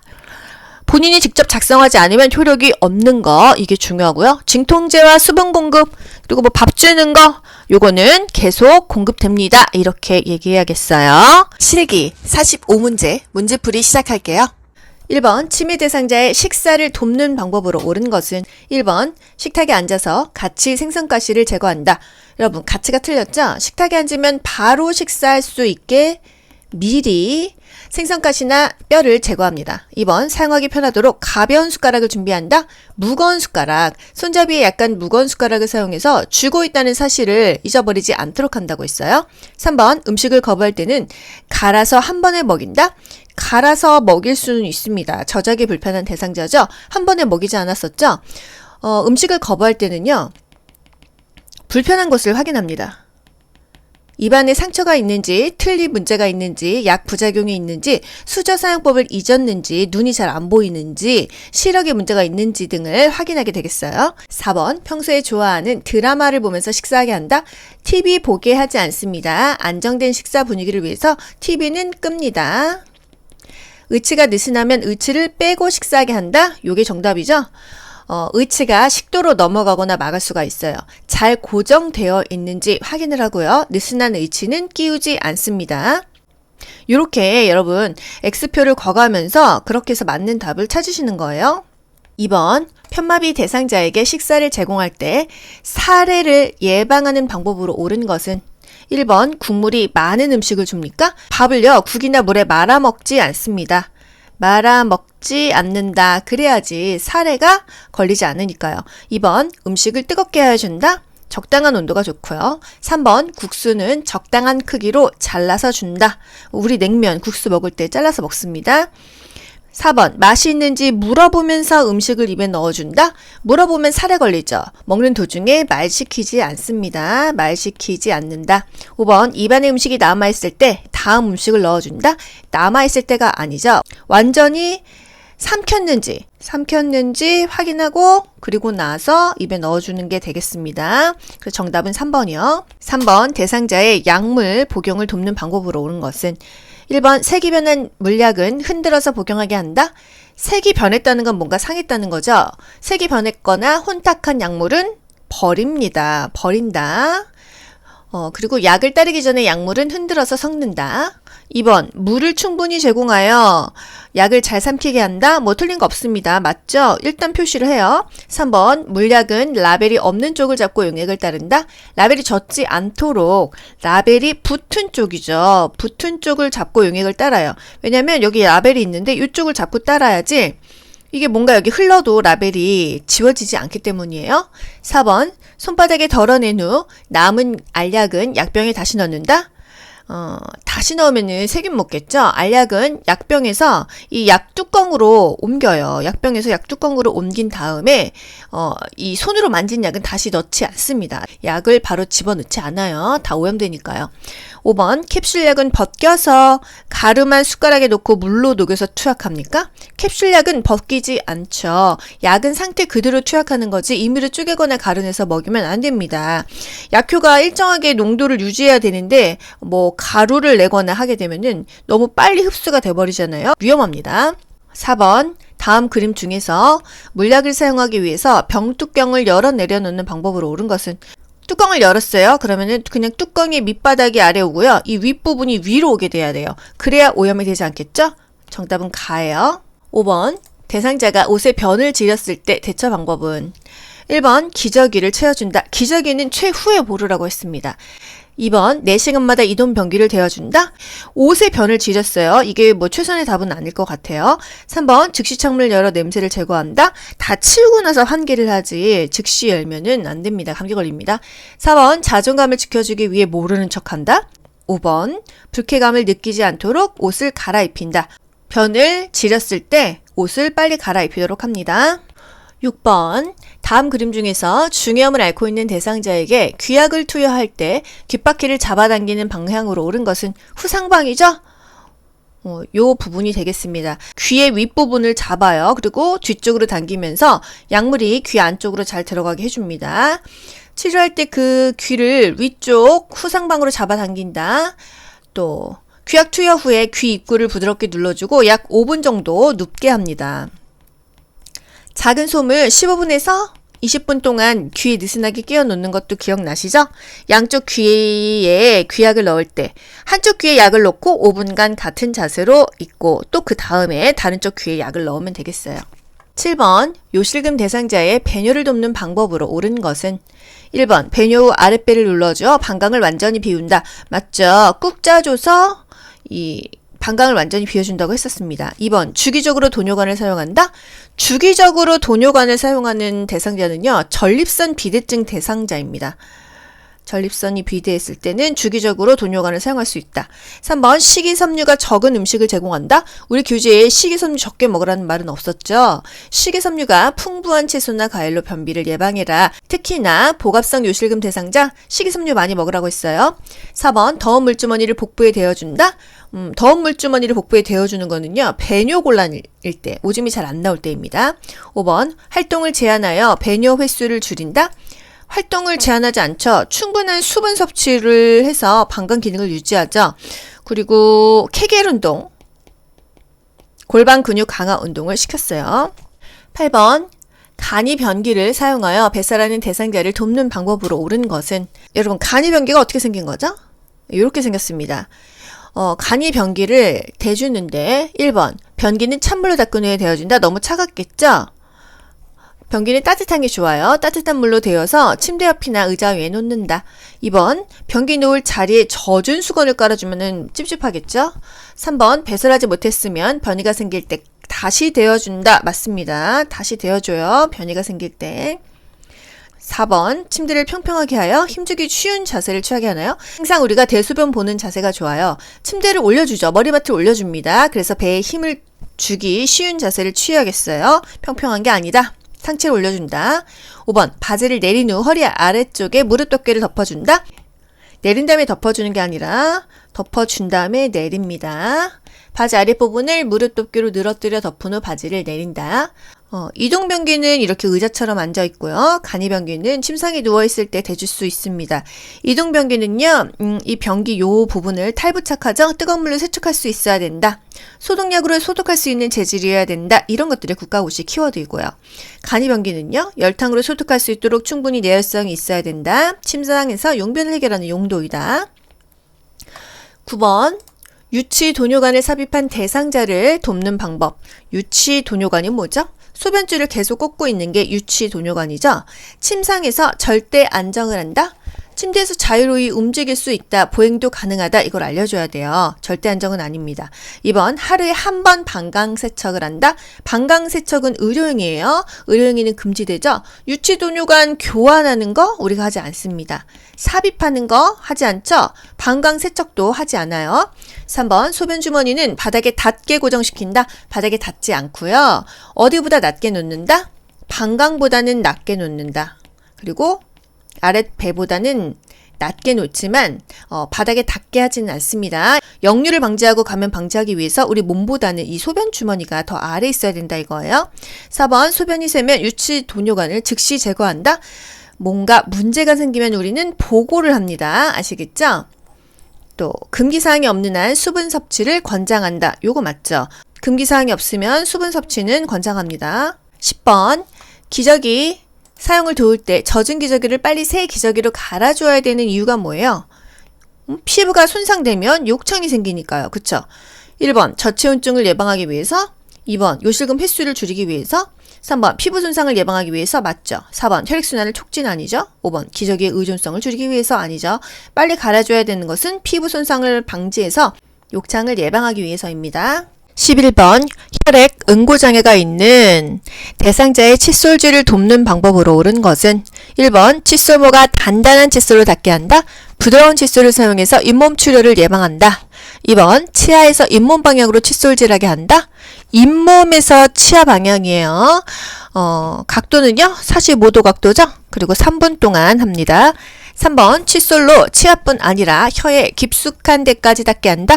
깊숙한 데까지는 닿지 않습니다. 4번 치실로 음식물 찌꺼기를 제거한 후 칫솔질하게 한다. 이 말 자체는 맞습니다. 그런데 출혈 가능성이 있잖아요. 출혈 가능성이 있는 사람에게는 치실을 사용하지 않는다. 왜?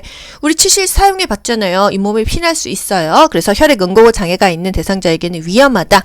보통은 혈액 응고 장애 간단한 것도 있지만 혈우병처럼 피가 정말 몇 시간 동안 멈추지 않는 병이 있기 때문에 치실조차도 위험하다는 거예요. 5번 매 식사 후 30분 이내와 잠자기 전에 칫솔질하게 한다. 뭐 틀린 거 없죠. 맞는 답이 되겠습니다.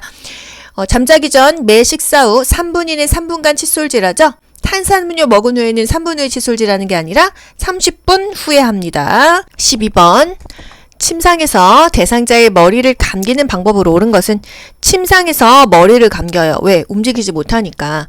1번 린스를 한 후 따뜻한 물로 헹군다? 뭐 틀린 거 없죠. 2번 손톱을 이용하여 두피를 마사지한다? 손톱이 아니라 손가락 끝 또는 손끝으로 마사지하지 손톱으로 하면 두피가 상하죠. 3번 두피에 염증이 있으면 두피 보호제를 바른다? 뭔가 문제가 있으면요. 보고합니다. 4번 대상자의 어깨가 침대 모서리에 오도록 한다. 이 침대가 이렇게 있으면요. 이 머리가 침대 모서리에 오도록 몸을 비스듬히 하는 거예요. 어깨가 아니고요. 머리입니다. 머리. 5번 머리를 감긴 후 남은 물기는 자연 건조되게 한다. 자연 건조되게 하기엔 너무 춥습니다. 마른 수건으로 제거하고에 드라이기를 사용하도록 합니다. 13번 통 목욕 시 대상자를 씻기는 순서로 옳은 것은 씻기는 순서예요. 우리 몸에서 먼 쪽부터 일단 다리 씻기고요. 팔, 몸통, 회음부가 맨 마지막입니다. 다리가 몸에서 먼 쪽이죠. 그리고 팔, 몸통, 회음부 요 순으로 씻기도록 하겠어요. 일단 통목욕은요. 대상자를 목욕 의자에 앉히죠. 발끝부터 물을 묻혀서 미리 온도를 느껴보게 하고요. 다리, 팔, 몸통 순서로 헹군 다음에 회음부를 가도록 하겠습니다. 회음부가 맨 마지막이에요. 여기서 보기를 보더라도요. 다리에는 두 군데밖에 없잖아요. 그리고 회음부가 첫 번째는 아니라는 거 이렇게 바로 답을 맞추실 수도 있어요. 14번 발에 혈액순환을 촉진하는 방법으로 옳은 것은 1번 보습제를 듬뿍 발라준다. 혈액순환이에요. 2번 산성빈으로 거품을 내어 씻긴다. 3번 낮 시간 동안 자외선에 노출시킨다. 4번 따뜻한 물에 15분 동안 담가준다. 혈액순환에는 요게 정답이 되겠습니다. 5번 식초물에 적신 수건으로 감싸준다? 아닙니다. 15번 중증 치매 대상자의 옷을 갈아입히는 방법으로 옳은 것은 중증 치매 대상자예요. 옷을 갈아입히는 방법. 1번 선자세에서 옷을 갈아입힌다. 넘어지면 고관절 다칩니다. 앉아서 입게 하고요. 2번 단추가 달린 옷으로 갈아입힌다. 단추는 좀 어렵잖아요. 조이지 않는 고무줄 바지가 가장 편합니다. 그리고 찍찍이. 3번 스스로 옷을 갈아입도록 자리를 피해준다. 중증 치매 대상자가 스스로 갈아입을 수 있을까요? 안전을 위해서 옆에서 지켜봅니다. 4번 갈아입기를 거부하면 목욕 시간을 이용한다. 요거 맞죠? 갈아입기를 거부한다고 하면 목욕 시간에 목욕하고 갈아입히면 되겠습니다. 자연스럽게요. 5번 겉옷이 맨 위로 오게 할 옷을 정리하면요. 바지 위에 팬티 입어요. 그래서 속옷부터 순서대로 정리해 놔야지만 순서대로 옷을 입습니다. 16번 대상자를 옆으로 눕혔을 때 안정되고 편안한 자세는 옆으로 눕혔을 때 이런 자세가 편안합니다. 어떻게 편안해요? 일단 무릎 그리고 머리 밑 그리고 이 팔꿈치에다가 쿠션을 대줘서 지지하게 만듭니다. 어떤 게 편안할까? 그리고 여러분 보세요. 무릎도 구부렸죠? 엉덩이 뒤로 뺐죠? 예, 요게 이제 어떤 것이 정답이 될까요? 1번 엉덩 관절과 무릎 관절을 편자세 불편하죠. 2번 여기도 마찬가지로 편자세라고 했어요. 그리고 보기 4번의 편자세니까 일단 틀렸겠죠. 그렇다면 굽힌 자세긴 굽힌 자세인데 엉덩 관절과 무릎 관절을 굽힌 자세 이게 맞을까요? 엉덩 관절은 펴고 편다는 말은 없어요. 엉덩이도 구부리고 무릎도 구부리고요. 굽힌 자세인데 다 구부린 자세가 정답이더라 이겁니다. 대상자의 엉덩 관절과 무릎 관절은 굽힌 자세가 편하고요. 엉덩이를 뒤로 빼면 자세가 더 편안해지죠. 베개의 위치는 머리 아래 그리고 이 위로 올린 다리 아래 그리고 요 팔 대상자 가슴 앞에 팔을 지지해주면 편안하게 되겠습니다. 17번 다음 그림과 같이 두 다리를 편 상태로 대상자를 똑바로 앉히면 손상될 수 있는 뼈가 어디예요? 넙다리뼈죠? 넙다리뼈 여기가 부러질 수가 있다 그랬어요. 이게 어떤 대상자일 경우였죠? 사지마비 대상자 이렇게 앉힐 때 어떻게 하라 그랬어요? 두 다리를 편 상태에서 무리하게 앉히면 넙다리뼈, 대퇴부가 골절될 수 있다. 그래서 편 상태는 안 되고 펼쳐서 놓아야 된다 했습니다. 구부린 상태를 무리하게 펴지 않고 그냥 펼쳐만 놔라. 쭉 피지 말고 펼쳐만 놓아라 했어요. 넙다리뼈가 골절되지 않도록 조심스럽게 다리를 펼쳐서 돕는다고 했습니다. 사지마비 대상자 이렇게 앉힐 때 상체만 두고 지지한다고 했어요. 어디요? 사지마비니까 목 밑 받치고요. 그 다음에 대상자가 팔 모았죠? 요 부분을 받치고 일으킵니다. 18번 편마비 대상자를 바닥에서 휠체어로 옮기는 순서. 편마비 대상자 바닥에서 휠체어로 옮기는 순서. 요 그림으로 볼게요. 이동 방법 설명하고요. 잠금 장치를 잠그고 준비를 하는 거예요. 그리고 나서 대상자가 건강한 손을 활용해서 이 휠체어를 잡습니다. 여기가 두 번째예요. 그리고 나서 대상자가 바닥에 무릎을 꿇고 엉덩이를 들어서 허리를 펴게 한다. 뭔가 이동을 한다 이거예요. 마지막으로 대상자가 건강한 쪽 무릎을 세워서 일어나게 해서 휠체어에 앉힌다. 준비시키고요. 지지하고 이동하고 그 이제 정리나 마무리를 하는 게 순서가 되겠습니다. 잠금 장치를 맨 먼저 잠근다. 대상자가 스스로 건강한 쪽으로 휠체어를 잡게 한다. 이동 준비를 한다. 편안하게 앉힌다. 정답은 요 순서대로 하면은 나가 달아 3번이 답이 되겠어요. 다시 한번 보도록 할게요. 대상자 뒤에서 허리나 어깨를 지지했다라는 거. 이 휠체어에서 바닥으로 내려올 때도 순서는 마찬가지죠. 준비하고 지지하고 이동하고 정리시켜줍니다. 내려올 때도 어깨와 몸통을 지지해줍니다. 19번 왼쪽 편마비 대상자가 지팡이를 사용하여 계단을 내려가는 순서. 내려갈 때 그리고 평지 어땠죠? 지팡이 지마건 이 순서였었죠. 올라갈 때는 올지건마였고요. 내려갈 때는 지마건이었습니다. 일단 지팡이가 제일 먼저예요. 그리고 마비된 쪽이 어느 쪽입니까? 왼쪽 편마비니까 왼쪽이죠. 그 다음에 건강한 쪽이 오른쪽이다. 답 정답 1번 이렇게 간단하게 나오죠. 만약에 문제가 올라갈 때였다고 한다면은요. 올라갈 때는 올지건마니까요. 지팡이 건강한 다리가 오른쪽이죠. 그 다음에 마비 쪽 왼쪽 이게 답이 되겠습니다. 지팡이 오른쪽 왼쪽 이게 답이 되는 거예요. 20번 대상자의 보행을 놓을 때 보행 벨트를 사용하는 순서로 옳은 것은 일단 보행 벨트는 그 불편한 쪽 뒤쪽에서 지지를 해줬었죠. 봅시다. 어떤 상태를 확인한다, 이동한다, 뭔가를 확인한다, 묶는다. 여러분 보시면요. 벨트의 끈, 패드, 손잡이의 바느질 상태를 확인한다. 벨트가 멀쩡한지 확인한다. 이게 맨 첫 번째가 되겠네요. 그리고 나서 대상자의 허리 부분에 벨트를 묶어주고요. 또 이 벨트가 묶어준 게 풀리지 않았는지를 확인한 다음에 마지막에 이동을 하면 되겠어요. 그래서 정답은 뭐죠? 갈아다나. 항상 보행기나 보행벨트는요, 대상자의 불편한 쪽 뒤쪽에서 지지를 해준다. 21번, 그림과 같은 보행보조차를 안전하게 사용할 수 있는 대상자는, 여러분 이게 뭐죠? 실버카, 같은 말로 실버카입니다. 요거는 가장 불안정한 보행기예요. 이게 힘이 없습니다. 마트에 노인분들 요거 많이 끌고 다니는 거 여러분 보시지 않으셨어요? 보행기에 기댈 필요가 없이 어느 정도 균형 감각이 있는 대상자에게 적합합니다. 가장 불안정한 보행기이기 때문이에요. 1번, 하체에 힘이 없어 보행이 어려운 대상자, 요거 안 되겠습니다. 2번, 어느 정도 균형 감각과 보행 능력이 있는 대상자, 요거 맞죠? 3번, 뇌졸중으로 오른쪽 편마비가 있는 대상자 힘들어요. 4번, 손잡이에 체중을 실어야 하는 대상자, 역시 어렵습니다. 이동 중 보행 보조차에 기대어 쉬어야 하는 대상자, 뭔가 불편한 대상자는 힘들다. 균형 감각이 있는 대상자가 그냥 지팡이 느낌으로 살짝살짝 짚고 가면서 빠르게 걸을 수가 있고 간단한 물건을 담을 수가 있겠습니다. 22번, 지진이 발생했을 때 대처 방법은 1번, 창문을 열고 환기한다. 지진 났는데 창문 열고 환기해요? 일단 흔들림이 멈추고 나면은 그때 문을 열어서 출구를 확보하지만 뭐 지진 났는데 창문을 열진 않겠죠? 2번, 흔들리는 동안 탁자 위에 엎드린다. 탁자 위에 엎드리겠어요? 탁자 아래로 들어가서 몸을 보호하고 그 탁자 다리를 꽉 잡고 있으면 되겠어요. 3번, 운동장 같은 넓은 공간으로 대피한다. 일단 지진이 발생했을 때는 머리 보호하는 거 첫 번째고요. 나중에 지진이 좀 멈췄다 하면은 운동장 같은 넓은 공간으로 대피해 주시면 되겠습니다. 4번, 흔들림이 멈추면 바로 전기를 사용한다. 전기는 차차 사용하도록 하고요. 5번, 엘리베이터를 이용하여 신속히 밖으로 나간다. 갑자기 전기 끊기면 다 위험하죠. 계단을 이용해서 나가시면 되겠습니다. 23번, 시설에서 감염 예방을 위해서 반드시 따로 처리해야 하는 게 뭐냐? 1번, 대상포진 대상자의 식기. 대상포진은요, 식기로 옮지 않아요. A형 간염 있잖아요. 먹어서 옮기는 병. 요게 식기를 구별해야 됩니다. 또 노로바이러스 걸린 만약에 요양보호사가 요양보호 업무 2, 3일은 중단해야 된다. 이 손으로 음식 만들면은 대상자도 감염되니까 이건 있었어요. 2번, 천식 대상자의 세면도구. 천식 대상자는 호흡기 질환이에요. 3번, 결핵 대상자의 가래가 묻은 휴지.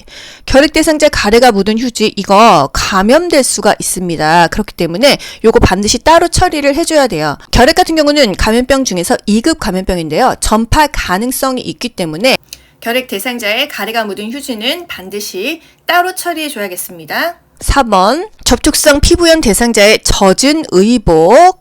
접촉성 피부염은 외부 물질과의 접촉에 의해서 생기는 그런 피부염입니다. 그래서 전염은 되지 않는다는 거. 5번, 전립성 비대증 환자의 얼룩진 침구. 뭐 이런 거는 그냥 세탁하시면 되겠습니다. 24번, 재가 대상자의 가정에 정전이 발생했을 때 대처 방법은 1번, 욕조에 물을 받아둔다. 정전이 났을 때 물을 받아 놓는 건 아니고요. 수해가 발생했어. 그러면 이 상수도가 오염돼서 깨끗한 물이 안 나오잖아요. 이때 미리 욕조에 물을 받아 놓는 거예요. 2번, 누전 차단기를 즉시 교체한다. 정전이 되면 누전 차단기가 이상이 있는지 확인하는 거지 바로 교체는 아닙니다. 3번, 두 손으로 벽을 짚으며 밖으로 나간다. 한 손으로만 짚어야 돼요. 한쪽 손으로만 짚어야 이게 출구를 찾아서 나가지 왼손 오른손 번갈아 가면서 하게 되면 다시 안으로 들어갑니다. 4번, 정전으로 해동된 식품은 다시 냉동하지 않았죠. 재냉동하지 않습니다. 5번, 전기가 복구된 후에 가전제품 플러그를 콘센트에 하나씩 꽂는다. 요게 안전한 방법이 되겠어요. 25번, 재가 대상자의 식사를 준비하는 방법으로 옳은 것은 1번, 음식이 뜨거울 때 간을 맞춘다. 뜨거울 때 간을 맞추면 양념이 많이 들어가죠. 짜게 됩니다. 뜨거울 때 간을 맞추지 않는다. 2번, 멸치와 표고버섯으로 국물을 만든다. 뭐 이거 무리가 없는 답이죠. 3번, 생선을 오래 굽고 육류는 기름에 튀긴다. 생선은 오래 구우면 질겨진다고 했어요. 질기고 딱딱해진다. 또 육류는 오래 구우면 부드러워진다. 기름에 튀기지 않습니다. 육류는 오래 구우면은 보쌈처럼 부드러워집니다. 4번, 엽과 설탕 같은 단당류로 음식을 조리한다. 그러면은 너무 당분이 많잖아요. 다당류, 당이 서서히 올라가는 복합당질로 음식을 조리해 주면 되겠습니다. 뭐 올리고당, 식이섬유를 이용하면 되겠어요. 5번, 음식은 한꺼번에 만들어두고 조금씩 제공한다. 한꺼번에 만들면 안 되죠. 소량씩 나누어서 섭취할 수 있게 그때그때 준비하는 게 좋겠습니다. 26번, 다음의 표시 방법으로 건조해야 하는 세탁물은 그늘이라는 표시입니다. 그늘에서 건조한다. 또 옷걸이에 걸어서 건조한다. 이런 게 뭐가 있을까요? 볼게요. 그늘진 곳에서 옷걸이로 걸어야 되는 의복이 뭐가 있을까? 일단 꽃무늬 블라우스, 그늘에서 건조한다. 색상에 있는 의류나 합성섬유는 그늘에서 건조를 시킵니다. 이거 뭐 적당하다 이거예요. 이불은요, 눅눅한 침구 그늘에서 말렸죠. 양털, 오리털 이불은 그늘에서 말렸습니다. 또 청바지는요, 색이 바라지 않게 뒤집어서 말린다. 지퍼는 열어둔다 했어요. 면 티셔츠, 햇볕에 건조시켰죠? 살균 효과가 있다. 니트 목도리, 채반 등에 펴가지고 바람이 잘 부는 곳에서 말린다 했습니다. 햇볕에 건조시킨다, 옷걸이에 걸어서 건조시킨다. 이건 뭐 속옷 같은 거 햇볕에 걸면 되겠습니다. 우리 문제에 나왔던 거 그늘에서 건조시키고 옷걸이에 걸어서, 그늘이라는 말에서 뭐 합성섬유나 색깔 있는 의류일 수 있겠다. 또는 이불 중에서 양털이나 오리털 이불은 그늘에 말린다고 했어요. 또 햇볕에 건조시킨다, 뉘어서 건조시킨다. 뉘어서라는 말이 있습니다. 니트 같은 경우는 뉘어서 말리지만은 햇볕에 말리는 건 아니에요. 통기성 좋은 곳에서 말린다. 또 그늘진 곳에서 뉘어서 말린다. 요런 그 그림을 여러분이 읽으실 수 있어야 돼요. 27번, 대상자가 외출할 때 동행하는 방법으로 옳은 것은? 외출 시에 동행, 여러분 요거 뭔가요? 외출 동행, 요양보호사와 대상자가 같이 나가는 거죠? 개인 활동 서비스예요. 그쵸? 요양보호사가 지금 어디에 있어요? 집 밖에 있어요. 활동하고 있어요. 1번, 보호자의 자가용을 운전하여 이동한다. 보호자의 자가용을 이용해서 운전하다가 사고가 나면은 요양보호사가 책임져야 됩니다. 외출 장소를 정확하게 파악하고 교통정보나 교통수당 등을 숙지한다, 확인한다. 그리고 장기 요양 인정서와 주민등록 등본을 준비해요. 너무 불편하죠. 신분증만 가지고 다니면 되겠습니다. 신분증이요. 병원 진료 시 신분증을 준비하고 항상 다니는 병원, 대상자의 건강 상태, 복약 상태 이런 것들을 보호자로부터 확인하면 되겠습니다. 3번, 외출 중에 요양보호사의 사적인 일은 처리하지 않았어요. 사적인 업무를 병행하지 않는다. 4번, 걸을 때 보폭을 크게 하여 신속히 이동하면 대상자 넘어지겠죠. 도보 시 보폭을 작게 한다. 계단에 오를 때 몇 걸음에 한 번씩 쉬면서 천천히 이동한다 그랬어요. 5번, 대상자의 신체 상태를 고려해서 이동 보조기구를 준비한다. 지팡이든 휠체어든 준비하면 되겠죠? 요거 정답입니다. 동행 전에는 상황에 맞게 외출 준비를 돕고요. 동행 후에는 외출 동행이 의도한 대로 만족스러웠는지를 확인하면 되겠어요. 28번, 치매 대상자가 누워만 있으라고 할 때 대처법은? 치매 대상자가 누워만 있으라고 합니다. 1번, 대상자가 원하는 대로 누워있게 한다. 이렇게 되면은 어떻게 돼요? 치매 대상자는 운동이 좋다. 어떤 운동? 서서 하는 운동이 좋다. 물론 옷 갈아입을 때는 앉아서 입어야 되지만요. 할 수 있는 일은 스스로 하게 해서 남아있는 기능을 유지하게 한다. 잔존 기능을 유지하게 해줘야 되지 그냥 그대로 방치하면은 힘들다. 2번, 누워만 있으라고 하는 이유를 물어본다. 치매 대상자에게는 부정적인 이유를 물어서 상기시키지 않는다고 했습니다. 왜? 라는 거 물어보지 않는다고 했잖아요. 그죠? 3번, 게으른 습관은 건강을 해칩니다. 이렇게 설명합니까? 정면에서 야단치거나 부정하거나 무시하지 않아요. 4번, 대상자가 좋아하는 화분에 물을 주게 한다. 요거 맞죠? 습관적으로 해오던 일들은 할 수 있어요. 대상자에게 남아있는 기능을, 잔존 기능을 최대한 살려줍니다. 5번, 주기적으로 환경을 바꾸어 기분을 전환해준다. 일반적인 사람은 괜찮은데요. 치매 대상자는 환경을 바꾸는 게 치명적이라고 했습니다. 대상자의 생활 자체를 소중히 여기고 환경은 바꾸지 않는다. 노인은 침상에서 3일에서 3주만 움직이지 않고 누워있어도 걷지 못하게 된다. 이런 말이 우리 교재에 있습니다. 아주 사소한 것이라도 본인이 할 수 있는 것은 하게 해야지만 계속 할 수 있습니다. 3일에서 3주만 움직이지 않아도 걷지 못하게 된다. 정말 이렇습니다. 그래서 노년기에는 낙상을 조심해라. 뼈가 부러지게 되면 보통 4주, 6주 누워있잖아요. 그래서 이때 이후로 잘 못 걸으시는 분이 많기 때문에 항상 노년기에는 낙상을 조심해야 됩니다. 29번 대상자의 안전을 고려하여 방을 관리하는 방법으로 옳은 것은 안전을 고려해서 방을 관리하는 방법. 1번 침대 및 바닥에 두꺼운 요를 깔아둔다. 그쵸? 침대에서 떨어졌어도 이 요를 깔아뒀으니까 쿠션 역할을 해서 덜 다치겠죠? 2번 큰 유리창을 투명하게 하여 밖이 잘 보이게 한다. 밖이 잘 보이는 건 좋은데요. 부닥칠 수가 있습니다. 그래서 눈높이에 맞춰가지고 그림을 붙이거나 뭐 유리 이런 글씨를 써가지고 유리라는 것을 알게 해야 돼요.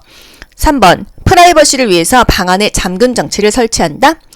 예, 일단 창문이 안전하게 잠겨 있는지 확인해야 되고요. 방 안에서는 잠그지 못하는 문으로 설치해야 됩니다. 안에서 잠궈버리면은 어떤 일이 있을 때 대처를 못하니까요. 4번 다른 사람의 눈에 잘 띄지 않는 방으로 배정한다. 잘 띄는 방으로 배정해야 됩니다. 가족이나 요양보호사가 잘 관찰할 수 있는 곳에 위치해야 돼요. 위생적인 거 그리고 안정적인 것을 우선으로 고려하고요. 1층이 좋을까요? 2층이 좋을까요? 1층이 좋습니다. 5번 방안이 따뜻하도록 대상자 옆에 난로를 켜둔다? 위험해요. 방 안에 난방기구 켜놓았으면 또 화상 입을 수 있죠. 침해 대상자는 그 인지 기능이 떨어져 있기 때문에 혼자 하게 해서는 안 됩니다. 그래서 전체적인 난방을 해요. 뭐 보일러를 올려주는 그런 난방이 좋겠죠. 부분 난방은 하지 않아요. 위험한 물건은 침해 대상자가 발견할 수 없는 곳에 보관해야 됩니다. 그냥 애기라고 생각해야 돼요. 그래서 침대 및 바닥에 두꺼운 요를 깔아둔다. 요게 안전한 방법이 되겠습니다. 30번 침해 대상자가 비누를 입에 넣으려고 할 때 대처 방법은 먹으면 안 되는 것을 입에 넣습니다. 그걸 이식증이라고 하죠. 1번 비누를 쥔 손을 쳐서 빼앗는다. 공격적이죠. 2번 무슨 맛이 날 것 같은지 물어본다. 물어보지 않아요. 3번 대상자가 좋아하는 호빵을 주면서 비누와 바꾼다. 그냥 이게 가장 좋은 방법입니다. 4번 비누라고 설명하며 냄새를 맡아보게 한다. 5번 음식물인지 아닌지 잘 구분해보라고 말한다. 인지가 안 돼가지고 그러고 있는데 뭔가 어려운 과제를 주지 않아요. 시간 개념이 상실돼요. 그래서 식사한 것을 잊었거나 심적인 불안감 때문에 이 음식 섭취 관련 문제행동이 나타납니다.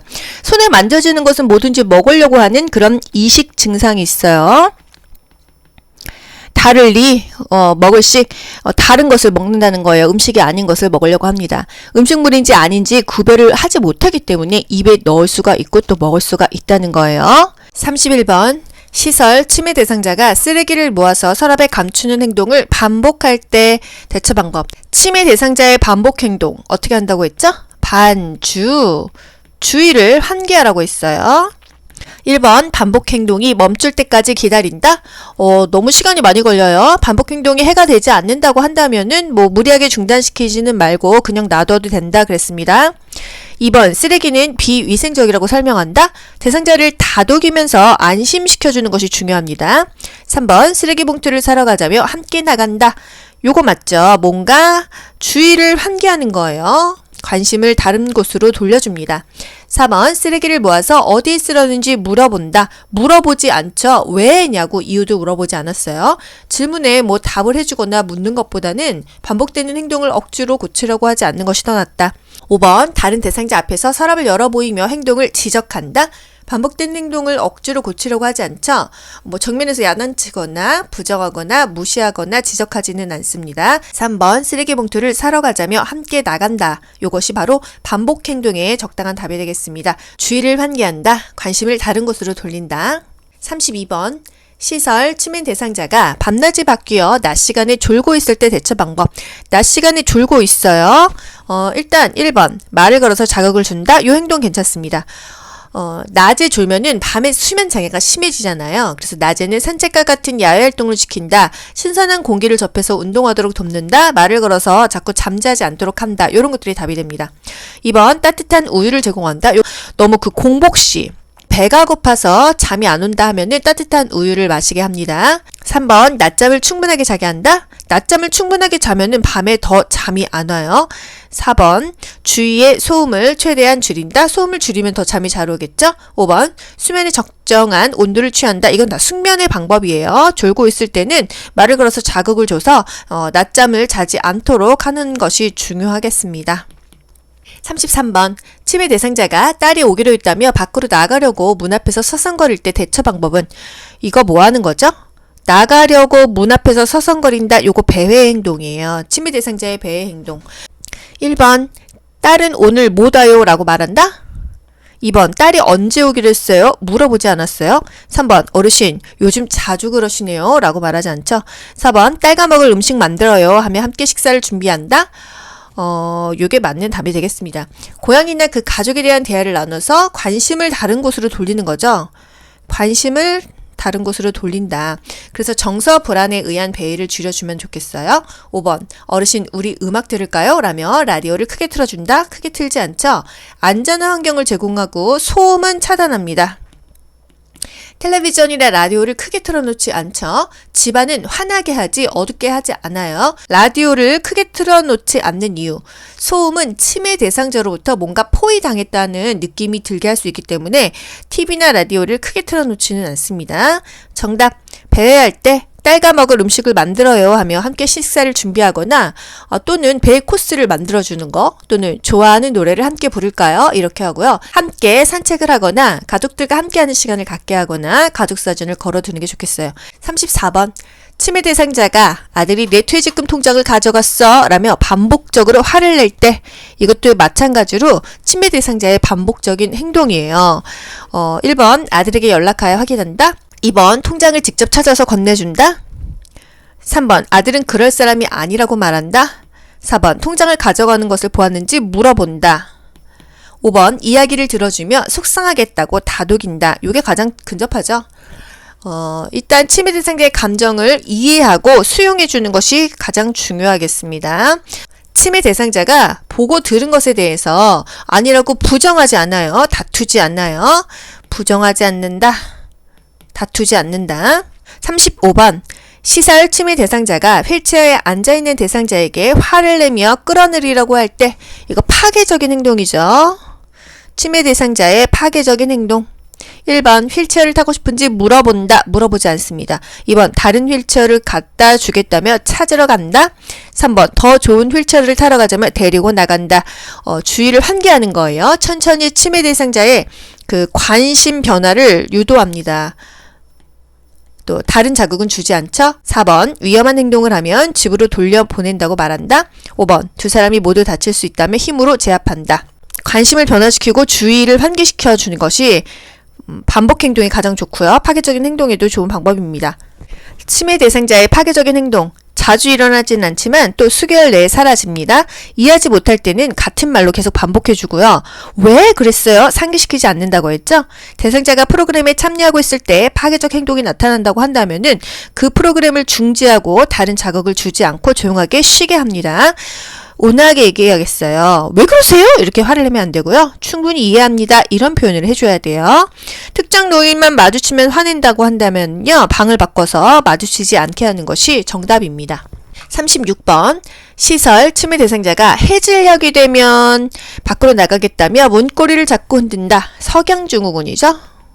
석양증후군 뭐예요? 낮에는 유순하다가 밤만 되면은 갑자기 밖으로 뛰쳐나간다고 하고 옷을 벗거나 막 그 방을 서성일거나 바닥을 뒹굴고 침대에 뛰어오르고 이상한 행동을 합니다. 그렇다고 한다면 밖이 저녁이 아니다라는 것을 연출해 줘야 돼요. 그래서 조명을 환하게 해줄 수 있다고 했었죠. 1번 잠잠해질 때까지 지켜본다. 2번 조용한 방에 혼자 있게 한다. 혼자 있게 하지 않습니다. 3번 커튼을 쳐서 실내를 어둡게 하는 게 아니라 커튼을 치고 조명을 꺼서 밖이 지금 캄캄하지 않다. 밤이 아니다. 밤이 아니다. 라는 것을 연출해 주는 게 중요한 거예요. 4번 아끼는 인형을 주며 안아주라고 한다? 괜찮죠? 치매 대상자는 인형이나 애완동물, 익숙한 소리를 듣거나 이 좋아하는 것에서 위안을 받을 수가 있어요. 그렇기 때문에 이것을 돕는다. 커튼을 닫는 거는 맞는데 조명을 밝게 합니다. TV는요 크지 않게 켜두고요. 밤에는 집에 있어야 한다고 알려준다. 알려줘도 모르죠. 그렇기 때문에 치매 대상자가 좋아하는 것에서 위로를 받을 수 있도록 도와주는 것이 좋겠습니다. 석양증후군, 해질녘에 있는 대상자와 함께 있어주는 게 가장 좋아요. 소일거리를 주고요. 따뜻한 음료, 등 마사지, 음악 듣기 제공합니다. 텔레비전을 켜놓거나 조명을 밝게 해요. 좋아하는 애완동물과 함께 시간을 보내게 한다. 우리 텔레비전 켜지 말아라 하는 건 뭐였었죠? 식사할 때는 켜지 않았어요. 하지만 석양증후군 때는 조명도 환하게 하고 TV를 켜놓는 게 좀 마음에 안정을 준다는 거예요.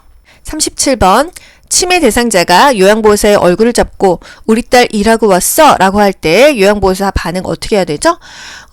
딸이 아닌데 지금 요양보호사 붙잡고 그러고 있는 거죠? 현실을 얘기해 줘야 됩니다. 엄마 잘 다녀왔어요. 거짓말하는 거 아니에요? 제가 누군지 자세히 보세요. 몰라요. 본인이 못하는 걸 자꾸 하라고 종용을 하면은 더 불안해합니다. 어르신, 제가 딸인 것 같아요? 이렇게 물어보지 않습니다. 저는 딸이 아니라고 말씀드렸잖아요. 이렇게 말할 필요는 없습니다. 저는 어르신을 돌보는 요양보호사예요. 현실을 알려주는 게 가장 좋아요. 보통 치매 대상자가 진압력 장애가 있어요. 시간, 장소, 사람을 잘 인지하지 못하기 때문에 요거를 인지시켜줘야 됩니다. 지금 사람을 인지하지 못했죠. 현실을 알려줘야 돼요. 저는 요양보호사 규호보입니다. 이렇게 현재 상황을 알려줍니다. 그리고 시간은요. 아침 7시예요. 아침 식사하세요. 밤 9시예요. 이제 주무셔야죠. 이렇게요. 지금 여름이에요. 방한복 벗고 함께 나가요. 이런 식으로요. 지금 여기는요. 어르신 집입니다. 이렇게 현실을 항상 인지시켜주는 게 좋습니다. 38번. 대상자의 상태에 따라 권장할 수 있는 여가 활동에 관한 내용으로 옳은 것은 1번. 선망 대상자에게 영화를 보게 한다. 선망 대상자는 헛것을 봅니다. 그렇기 때문에 현실을 인식시켜주는 것이 좋지 영화를 보게 하면은 이건 가상이잖아요. 더 나빠진다. 2번. 편마비 대상자에게 그림을 그리게 한다. 잔존 기능을 유지하겠죠? 건강한 쪽으로는 그림을 그리는 것도 좋습니다. 어렵지 않죠? 흥미는 느낄 수가 있어요. 3번. 관절염 대상자에게 배드민턴을 치게 한다. 관절염 대상자 배드민턴 치기 어렵습니다. 신체적인 그 기능이나 상태에 맞게 해야겠죠. 심근경색증 대상자에게 등산을 하게 한다. 마찬가지로 신체적인 기능이나 상태에 맞게 합니다. 5번. 치매 대상자에게 처음 가보는 길을 산책하게 한다. 익숙한 길 가라고 했잖아요. 환경을 바꾸지 않는다고 했습니다. 39번. 다음 대화에서 요양보호사의 공감적 반응으로 옳은 것은 나를 도와줬던 요양보호사는 그만뒀어요?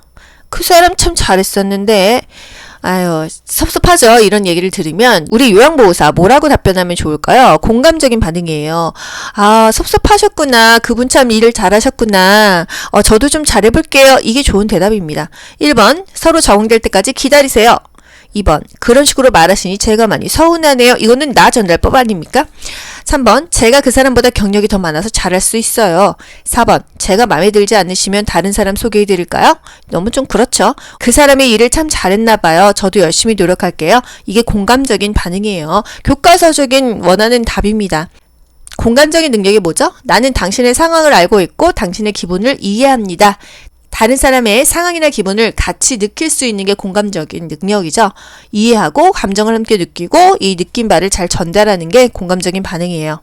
40번. 다음 상황에서 요양보호사가 나 전달법으로 반응한 것은 아침은 먹기 싫어서 안 먹었어. 어르신이 좋아하는 청국장찌개였는데요. 대상자 아무 말 안 합니다. 요양보호사 뭐라고 얘기할까요? 식사를 안 드시니 속상하네요. 걱정되네요. 요게 답입니다, 여러분.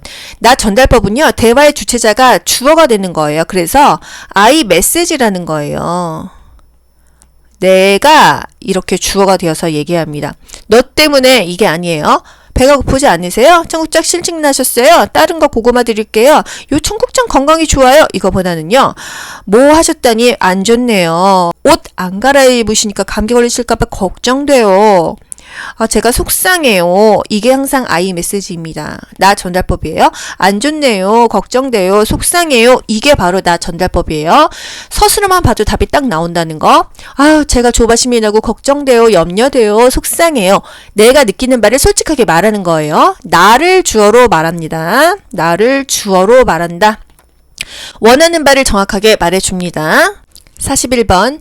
치매 대상자와 의사소통할 때 지켜야 되는 기본 원칙으로 옳은 것은 1번. 톤이 높거나 큰 소리로 이야기한다. 톤이 높게 이야기했나요? 목소리는 낮은 음조로 천천히 차분히 상냥하고 예의 바르겠죠. 너무 큰 목소리나 톤이 높으면 말하는 사람이 화난 것으로 여깁니다. 2번. 네, 아니오로 답할 수 있게 질문한다. 요거 맞죠? 치매 대상자가 질문에 대해서 답을 할 수가 없어서 좌절감을 느끼잖아요. 그래서 왜 이렇게 묻지 않고요. 네, 아니오로 간단하게 대답할 수 있도록 질문하는 게 좋겠습니다. 3번. 긍정형 질문보다 부정형 질문을 한다. 부정형보다는 긍정형이 좋겠어요. 4번. 대화 시 여러 사람이 함께 참여하게 한다. 정신없겠죠. 한 번에 한 가지씩 차례대로 이야기하는 게 좋고요. 여러 사람보다는 한 사람씩 하는 게 좋겠습니다. 5번, 과거 이야기는 피하여 현실을 지각할 수 있게 한다. 현실을 지각할 수 있게 하는 건 좋은데요. 과거 이야기를 피하지는 않습니다. 항상 현실을 알려준다. 현재 상황을 알려준다. 지난 날을 회상하면서 자신을 되찾고 불안정한 감정을 가라앉힐 수 있거든요. 그래서 과거를 회상하게 한다. 과거를 회상하게 하는 것이 좋습니다. 옛일을 회상해서 대화를 이끌어가는 것이 인지 기능을 유지하고 심리적인 안정에 도움이 된다는 거. 정답 2번. 네, 아니오로 답할 수 있게 간단하게 질문하는 게 좋아요. 42번. 산책하던 대상자가 넘어져 손목 골절이 의심될 때의 대처 방법 물어봤습니다. 일단 골절되면요. 움직이지 않는다, 냉찜질한다, 심장보다 높게 위치한다. 이게 중요한 거잖아요.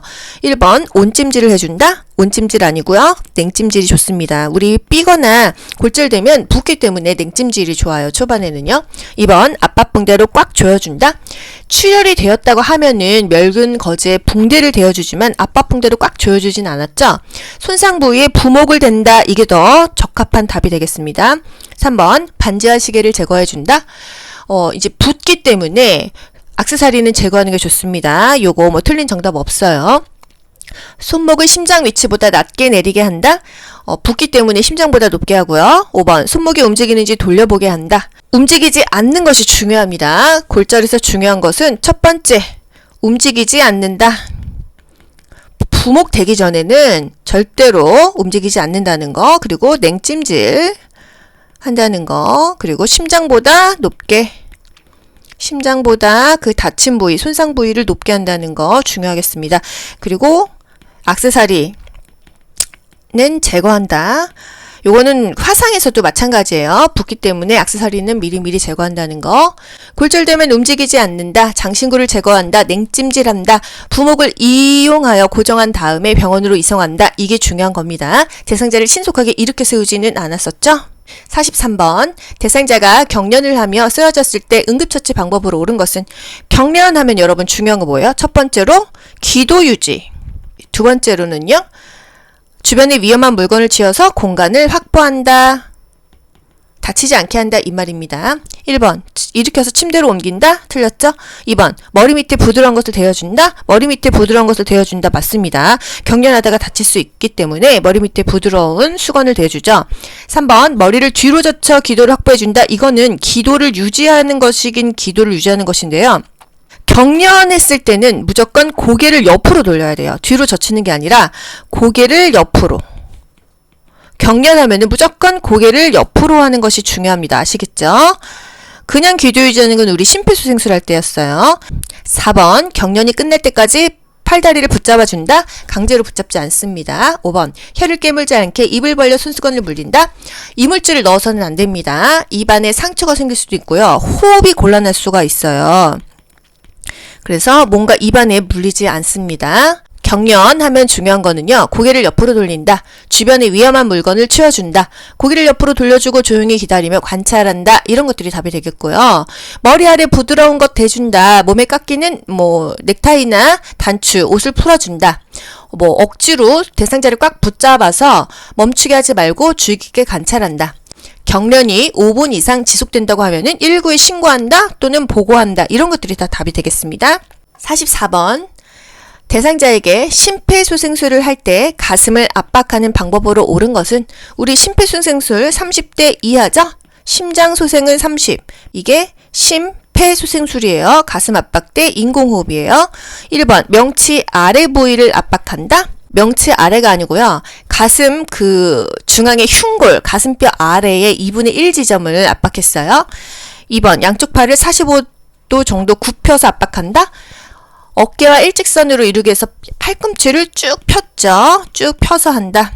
3번. 분당 100에서 120회의 속도로 압박한다. 요거 맞았죠. 30대 2로 하는데 요 사이클이 한 3번 돌면은 거의 1분이 됩니다. 100에서 120회. 등 밑에 낮은 베개를 고인으로 압박한다? 평평한 곳에 바르게 눕힙니다. 5번. 최대 3cm 정도의 깊이로 가슴을 누르게 압박한다? 5cm죠? 6cm는 넘기지 않는다고 했어요. 심폐소생술 순서 어떻게 됐었죠? 반도가기 인상, 반응을 확인하죠. 여보세요, 괜찮으세요? 그리고 도움을 요청합니다. 거기 노란 티 입으신 분 119에 신고 좀 해주세요. 거기 청바지 입으신 분 자동 심장 충격기 좀 갖다 주세요. 그리고 나서 가슴 압박하고요. 이게 심장 소생하는 거죠. 그 다음에 기도 유지하고 인공호흡합니다. 이게 폐를 소생하는 거예요. 30대이었어요. 그리고 상태를 마지막에 확인합니다. 마지막 문제예요. 45번. 대상자가 한꺼번에 많은 약물을 복용한 후에 구토를 했을 때 대처법. 한꺼번에 많은 약물을 복용했어요. 1번. 구토를 억제하는 약물을 제공한다. 구토를 유도하라는 지시가 없다고 한다면은 굳이 억제시키지 않습니다. 2번. 남은 약을 가지고 병원에 간다. 남은 약을 가지고 가야 돼요. 어떤 약을 먹었는지를 알아야 그거에 따라서 구토를 시킬 수도 있고 위세척을 할 수도 있거든요. 구토를 시켰는데 이 식도나 기도가 망가져서 말을 못할 수가 있어요. 약물에 따라서 위세척을 하는 약물도 있고요. 구토를 시키는 약도 있습니다. 3번 옷을 느슨하게 하고 따뜻한 물을 먹인다. 물을 먹이지 않습니다. 뭔가 의식이 없는 상태에서는 마실 것을 주시면 안 돼요.